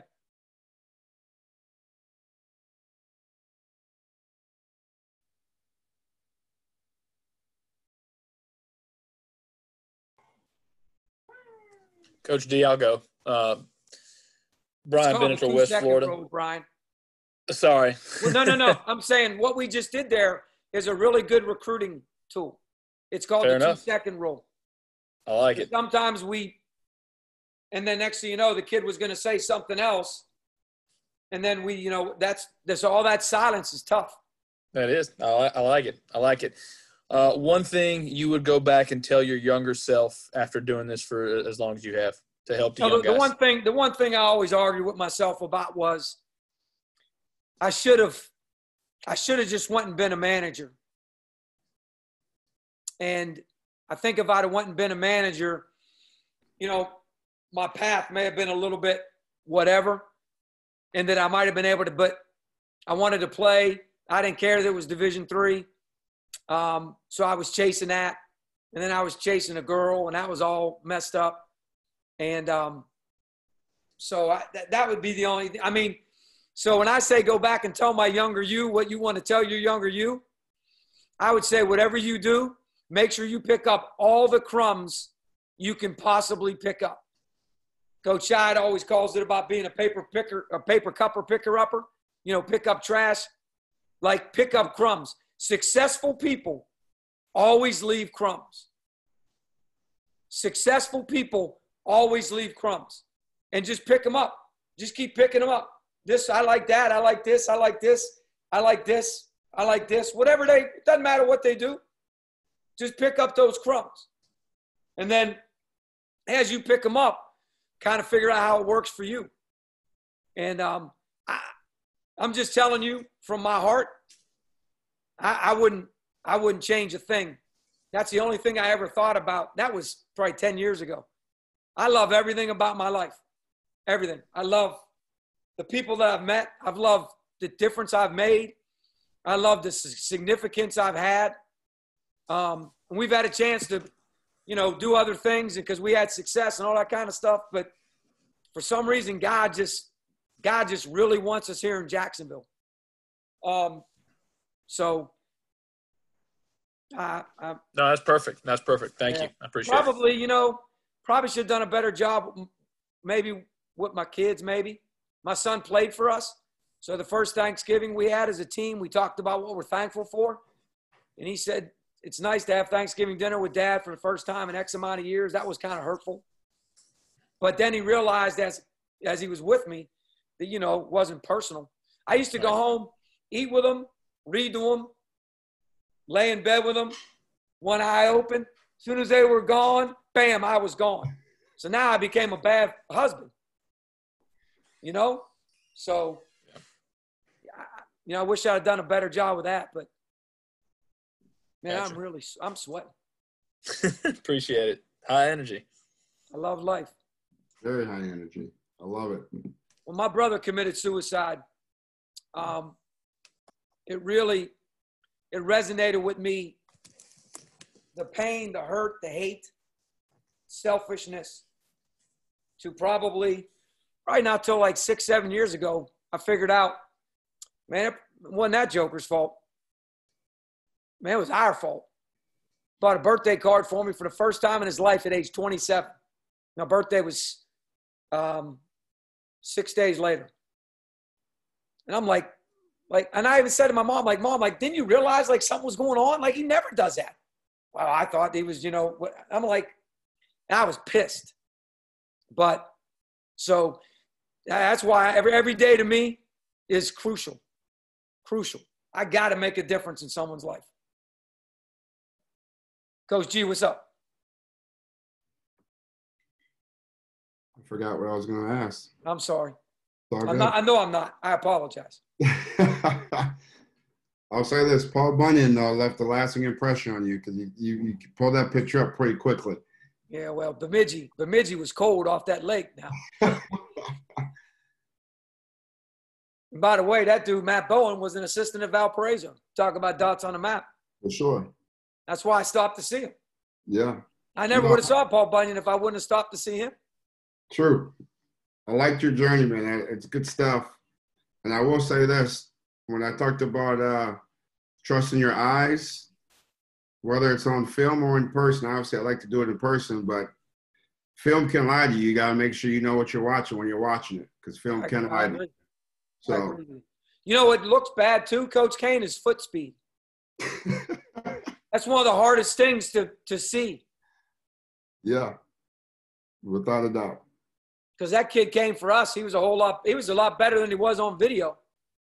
But he could score that pill, boy.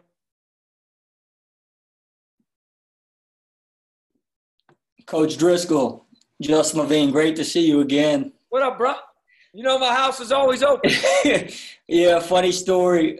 Coach Driscoll, I know a couple of his one guy, a close friend that played for him, and then Zach Friesman's on the call, and he was a manager for him. So through those guys, I've gotten to know him. Special guy, better guy than Coach, as you guys can tell. But yeah, I just wanted to ask you, you know, obviously you got the head coaching job at North Florida. You worked for a few different guys, had different ways of doing things. You guys shoot a ton of threes. You know, every week on Twitter, something of your guys' action pops up, which is great. What was that? Was that a philosophy that you wanted to bring when you got a head job, is to, you know, space the floor and shoot a lot of threes, or did the job dictate, you know, your style of play and that sort of thing? All right, so here comes some reality for you all, especially you young cats, and Zach was part of it. First of all, in 2003, don't ever think you're not doing something that's important.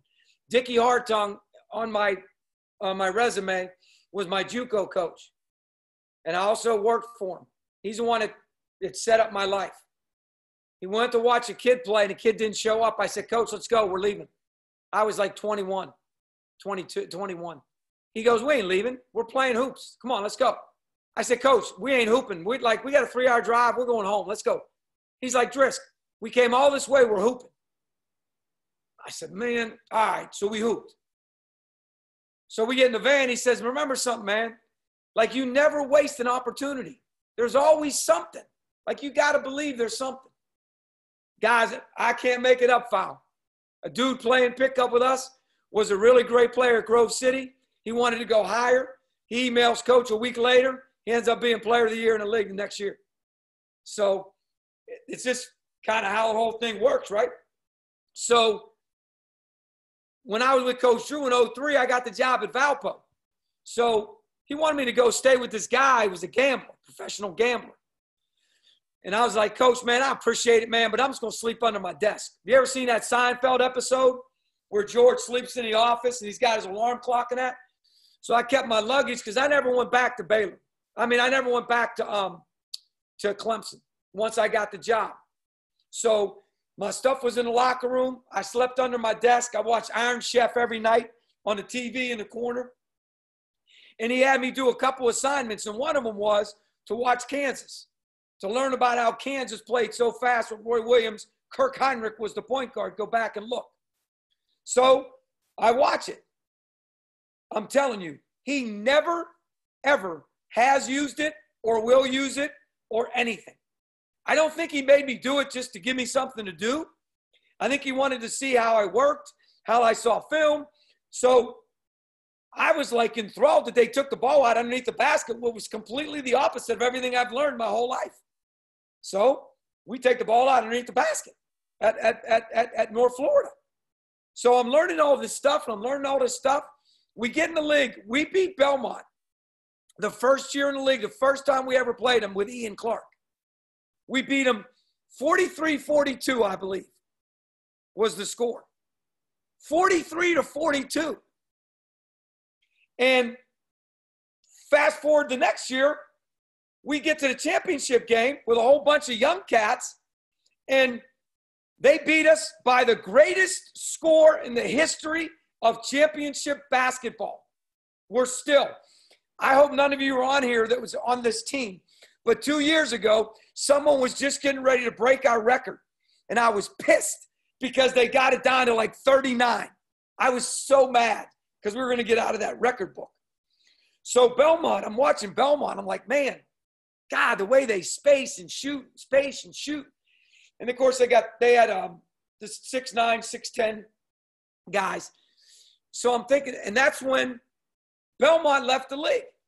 So when Rick left the league, I texted Rick, and I said, Coach, can you please meet with me? I did this when I was a Division III coach. It was actually one of the greatest things I did. I drove to a guy that beat me by 40. I was leaving their league, and his name's Jerry Slocum. He's won like 700 games, was at Youngstown State, and like he taught me. So I said, Rick, can we meet in May? Put it on your calendar now. This was in September. So he says, yes. So while we're there, I said, man, how close is Murray State? That's when we met with Coach Kane. We did the whole weekend. We had it all set up. So I'm learning. Well, you can't do that unless you got dudes that can do it. So now we're starting to get dudes that can do it. So I'm in my 5th year, and my AD gives me an ultimatum. So you want to know how the whole thing flipped the script? Because my AD said, you got to go 10-8 or I'm firing you. And this is public knowledge. And I was like, woo. So I go through depression, can't get out of bed. The whole 9 yards. I was never to the point where I was going to hurt myself. But, man, I was depressed. So go to the Final Four. Coach Slocum says, look, man, whatever you do, treat that dude the way you always treat him. Don't be worried about him. Don't be mad about the circumstances. Just understand what you can control. Get better. Figure it out. So I study Belmont. I study Davidson. And I'm figuring out because I know some of the pieces we got. I didn't know how good Dallas Moore was. Chris Davenport. I didn't know how good they were. I knew they were pretty good. But then we had to do Bo Beach. Could shoot the piss out of it. So next thing you know, a little bit of Davidson, a little bit of Belmont, a little bit of Mercer, bada bing, bada boom. Next thing you know, we can make threes. Got Trent Mackey, 5th best shooter in America, was a walk-on at Louisiana Monroe. Nobody wanted him. He transferred to us. And now you got a great downhill guy. You can spray it. And you got forwards that are hybrid 6'8", 6'9" guys that can bust your face. Next thing you know, it's became our thing. 2 of the last 5 years, we're number 1 in the country. So I don't want to say because we were going to get fired, it was like a threat. By the way, funny story.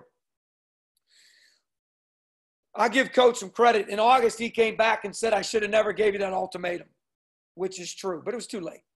He walks in my office. We're 8-8. He walks in my office. We're going to Mercer. That's the year Mercer beat Duke. And we're going to Kennesaw State to end the season. He walks in my office and he says, hey, Driscoll, we can get a split, 9-9. We're really going to be good next couple years. We won two championships after that. I said, split? What are you, nuts? I said, Coach, we're going to get 2 dubs. We're going to be 10-8. He's like, nah, let's just get a split, whatever. For whatever reason, he didn't make the trip. He always makes a trip. We go to Mercer. They had 7 seniors that were the bomb. So it's Thursday night, Saturday senior night. They're giving all these awards out. We beat them in overtime. So this brother couldn't wait to text him. 9-8, Kevin, go to Kennesaw. Went to Kennesaw and won, went 10-8. So God is good. And so that's what led us to being that team. And then I learned about roll and replace from Coach Kennan, because that's all they did at Campbell in 2009 when we got the job. That's all I watched every game. Roll and replace, roll and replace, roll and replace, roll and replace. So from that, I learned exchange on the wing, exchange on the wing, exchange on the wing. So now when you got all these moving parts, it's amazing how you get whacked out defensively. And then all of a sudden, you're getting naked threes and your OBRs, we were right up there with Gonzaga. So that's kind of how it happened. By the way, Justin's story about staying in my house, the dude he stayed with had no job. They were coming down to meet people. He ends up taking a job at Central Florida. While he's taking the job at Central Florida, he goes back, takes the job. Cal Lowry calls the guy at Villanova. The guy at Villanova says, I ain't ready to retire yet. He says, do you know anybody? He says, no, but I'll call my buddy at Central Florida, see if he does. He calls his buddy at Central Florida. His buddy says, I got the perfect dude for the job. And that's Travis Wallace. He's now the head strength coach at South Florida. And he's still Kyle Lowry's strength coach as well, too. But, again, dots on a map. Dots on a map. I turned the air on. I'm feeling a lot better now. Thanks, Coach.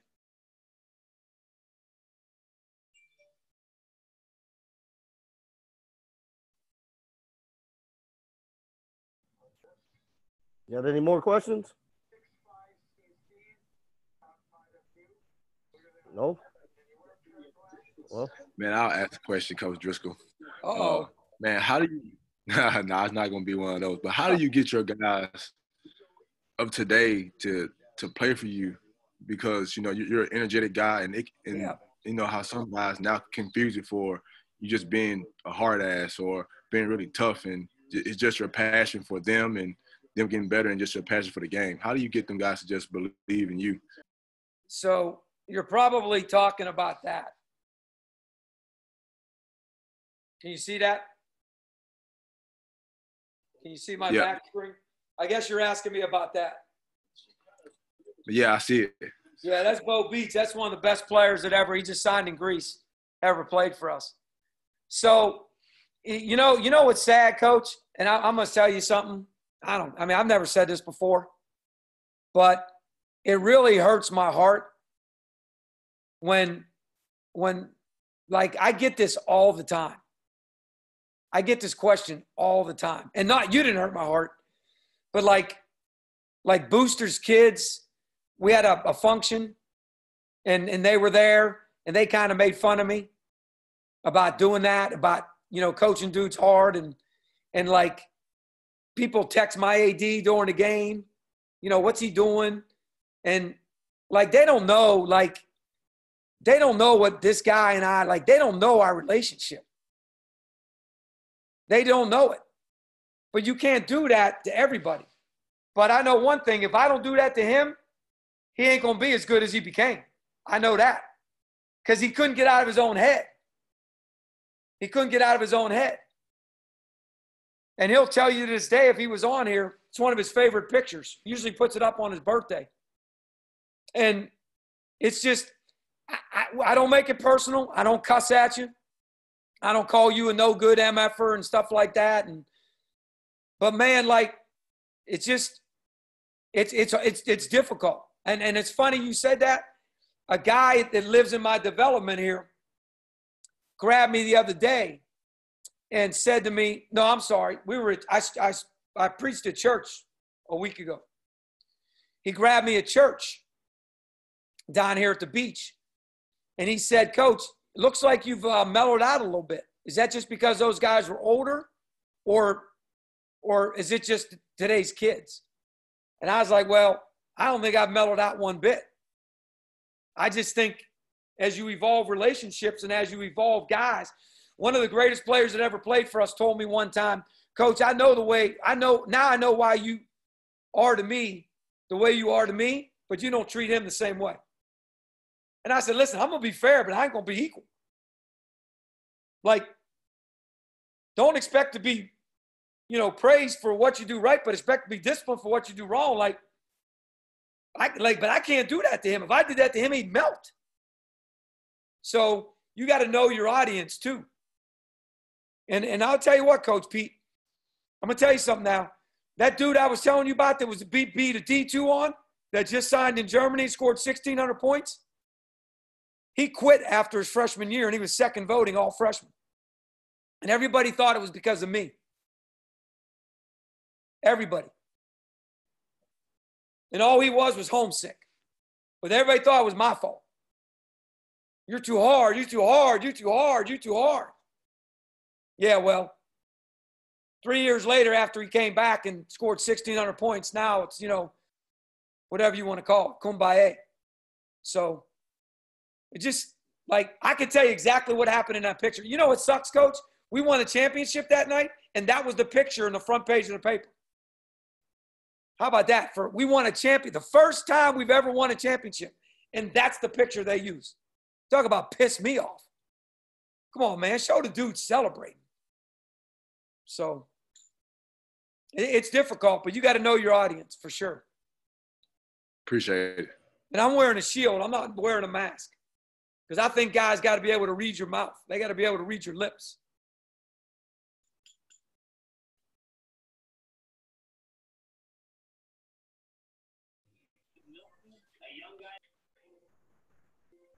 Anybody else got anything? Hey, Dave, I got something for Coach Driscoll. Cam Daly, Coach.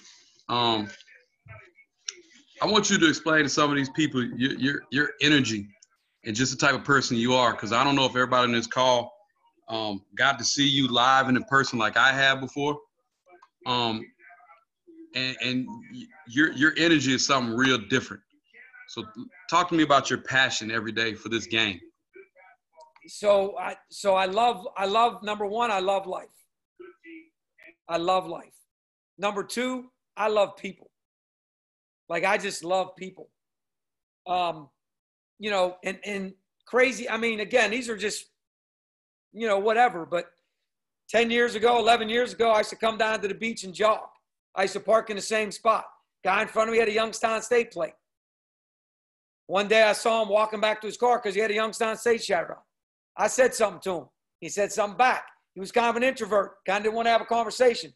I was like, okay, cool. Every time I saw him, I'd say, what's up? He would say like this.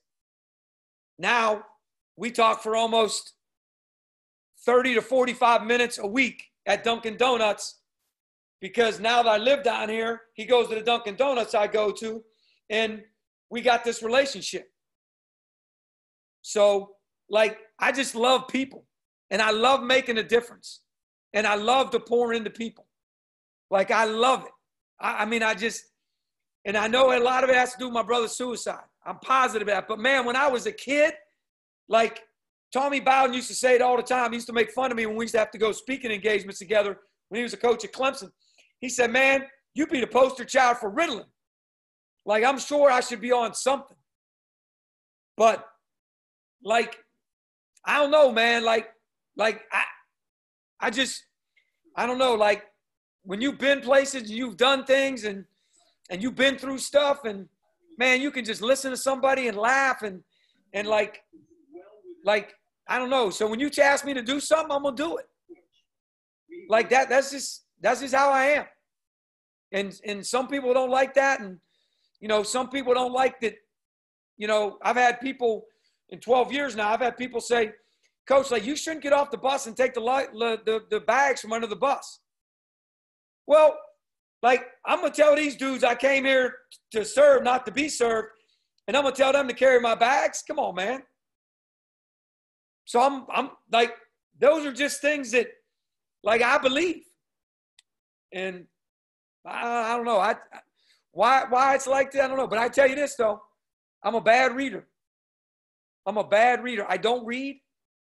I read the Bible, but I've never read the Bible. I only read it like when I get stuff every day and I look at stuff every day, and I don't read. If you send me a book, I'm going to give it to Coach Kennedy. He's going to give me the Cliff Notes. It's not personal. Like, I've had guys send me books and like, I ain't reading it. So my wife made me read a book the other day. She said it would take 15 minutes. She told me for 2 months to read the book. And finally, some lady made fun of me here because I didn't read the book yet. And so I sat down and I read it. It took 15 minutes because it was all pictures. But, like, I just, like, when I put my head down at night, I go to bed. Like that, gone. So I'm like this. When I get up in the morning, I make the bed. If my wife's still in the side, my side's as good as it can get. If she's out of bed, the bed's beautiful. I'm going to win the day from the very get-go. That's the way I approach life.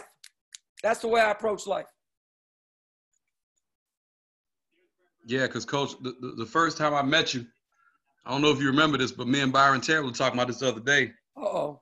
When you came to Douglas County, man, and you walked in the gym with us, and we were missing you for 30 minutes, man.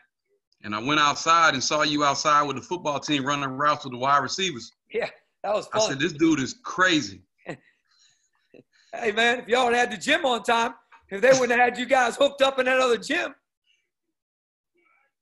Yeah. By the way, Cameron is the best talent we ever had. I'm talking about Dallas Moore, all like walking in talent. He's going to play at College of Charleston this year. Like, he's a pro. We'll see. With other issues, yeah, you're right though. Like, I got calls like that all year. Go back to your Coach Pete. I got high major guys from Coach Kane's league calling me, watching this JUCO kid play in North Florida. Said, what's wrong with you? Like, certain dudes, you said it, Coach G. Sometimes there's certain dudes you can't coach. It's not personal.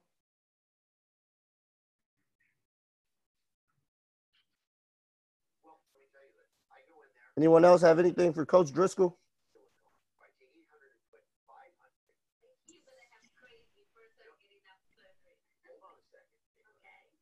I got a quick one. David Belfield, Army West Point. I listened to you speak last year at Queens on some of your special situation stuff. Can you just give us, maybe like your top 3 guys that you've studied and kind of stole stuff from?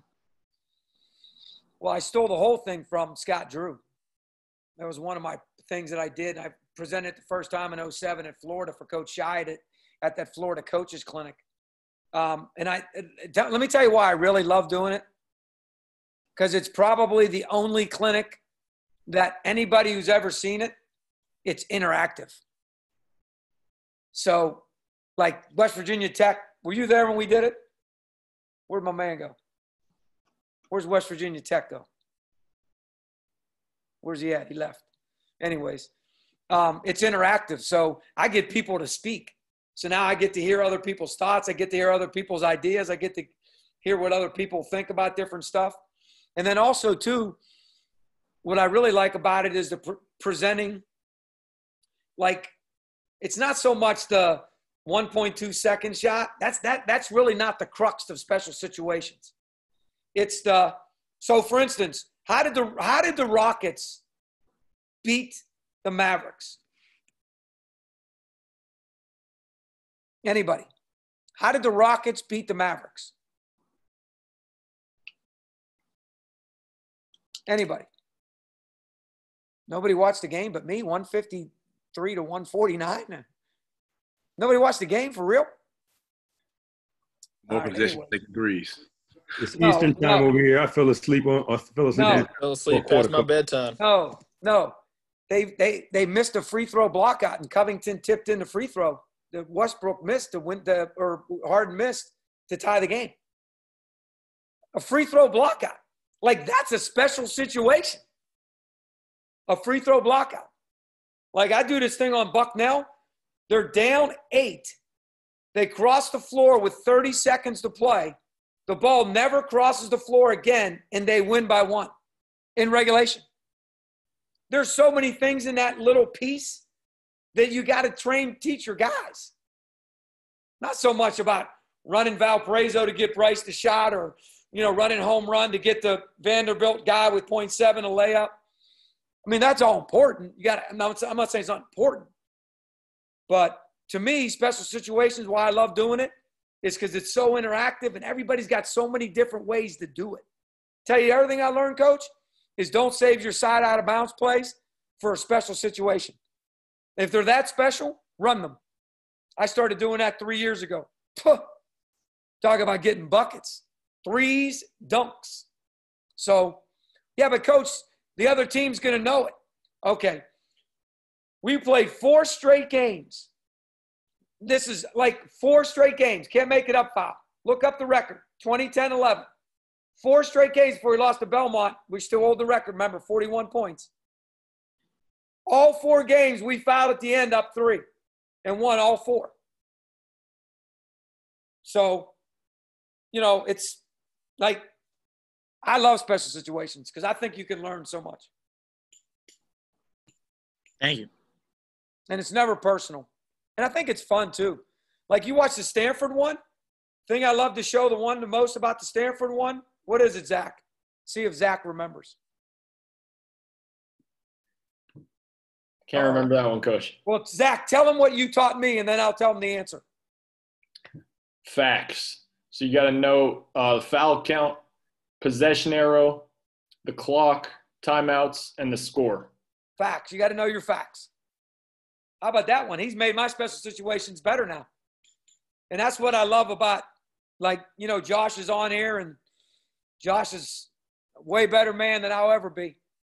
And, you can learn, right? Anyways, the Stanford clip is the dude gets off the bench and hits his chest like this. And he swears. And he says, "This is our mother effing game." It's a great special situation. It's about, I guess it's the last 3 minutes or so, pressing and shots and don't foul three-point shooters and no anti-lock breaks and throw the ball and say, I mean, it's awesome. But that dude comes off the bench and I stop and I tell our guys, they are bought in. They are going to win. This dude. So I Googled it. He averaged 2 points a game. He didn't even play. But he's like this. This is our effing game. And they win. So you can get a lot out of special situations.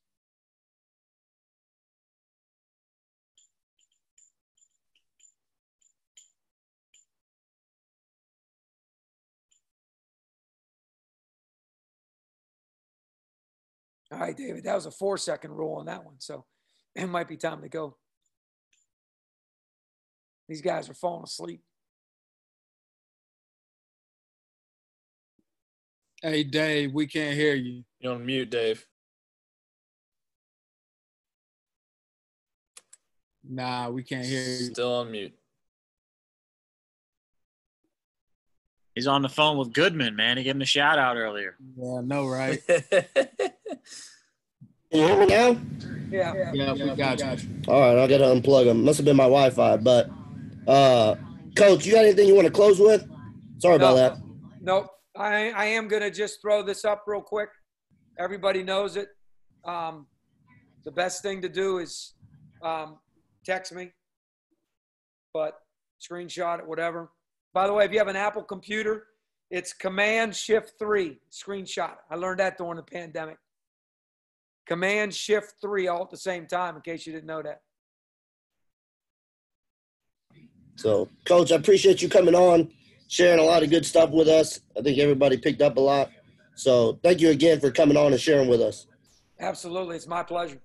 So thank you again, everybody. Thanks, Coach Driscoll, Coach Kane, and Coach G for coming on and sharing with us. Really good night. A lot of good information picked up. We'll be. At least we learned about Paul Bunyan and Big Blue. We definitely did. Gotta enjoy the Midwest, baby. So we'll keep it rolling next week. I guess we'll just kind of keep it week by week until nobody shows up and it's me and 3 people. So we'll keep it rolling next week. So thank everybody for coming, and I'll see you next week. Appreciate it, fellas. Thank you, Thanks, David. Dave. Thanks, Dave. Thanks, coaches. Good work, Dave. God bless you. Thanks, everybody.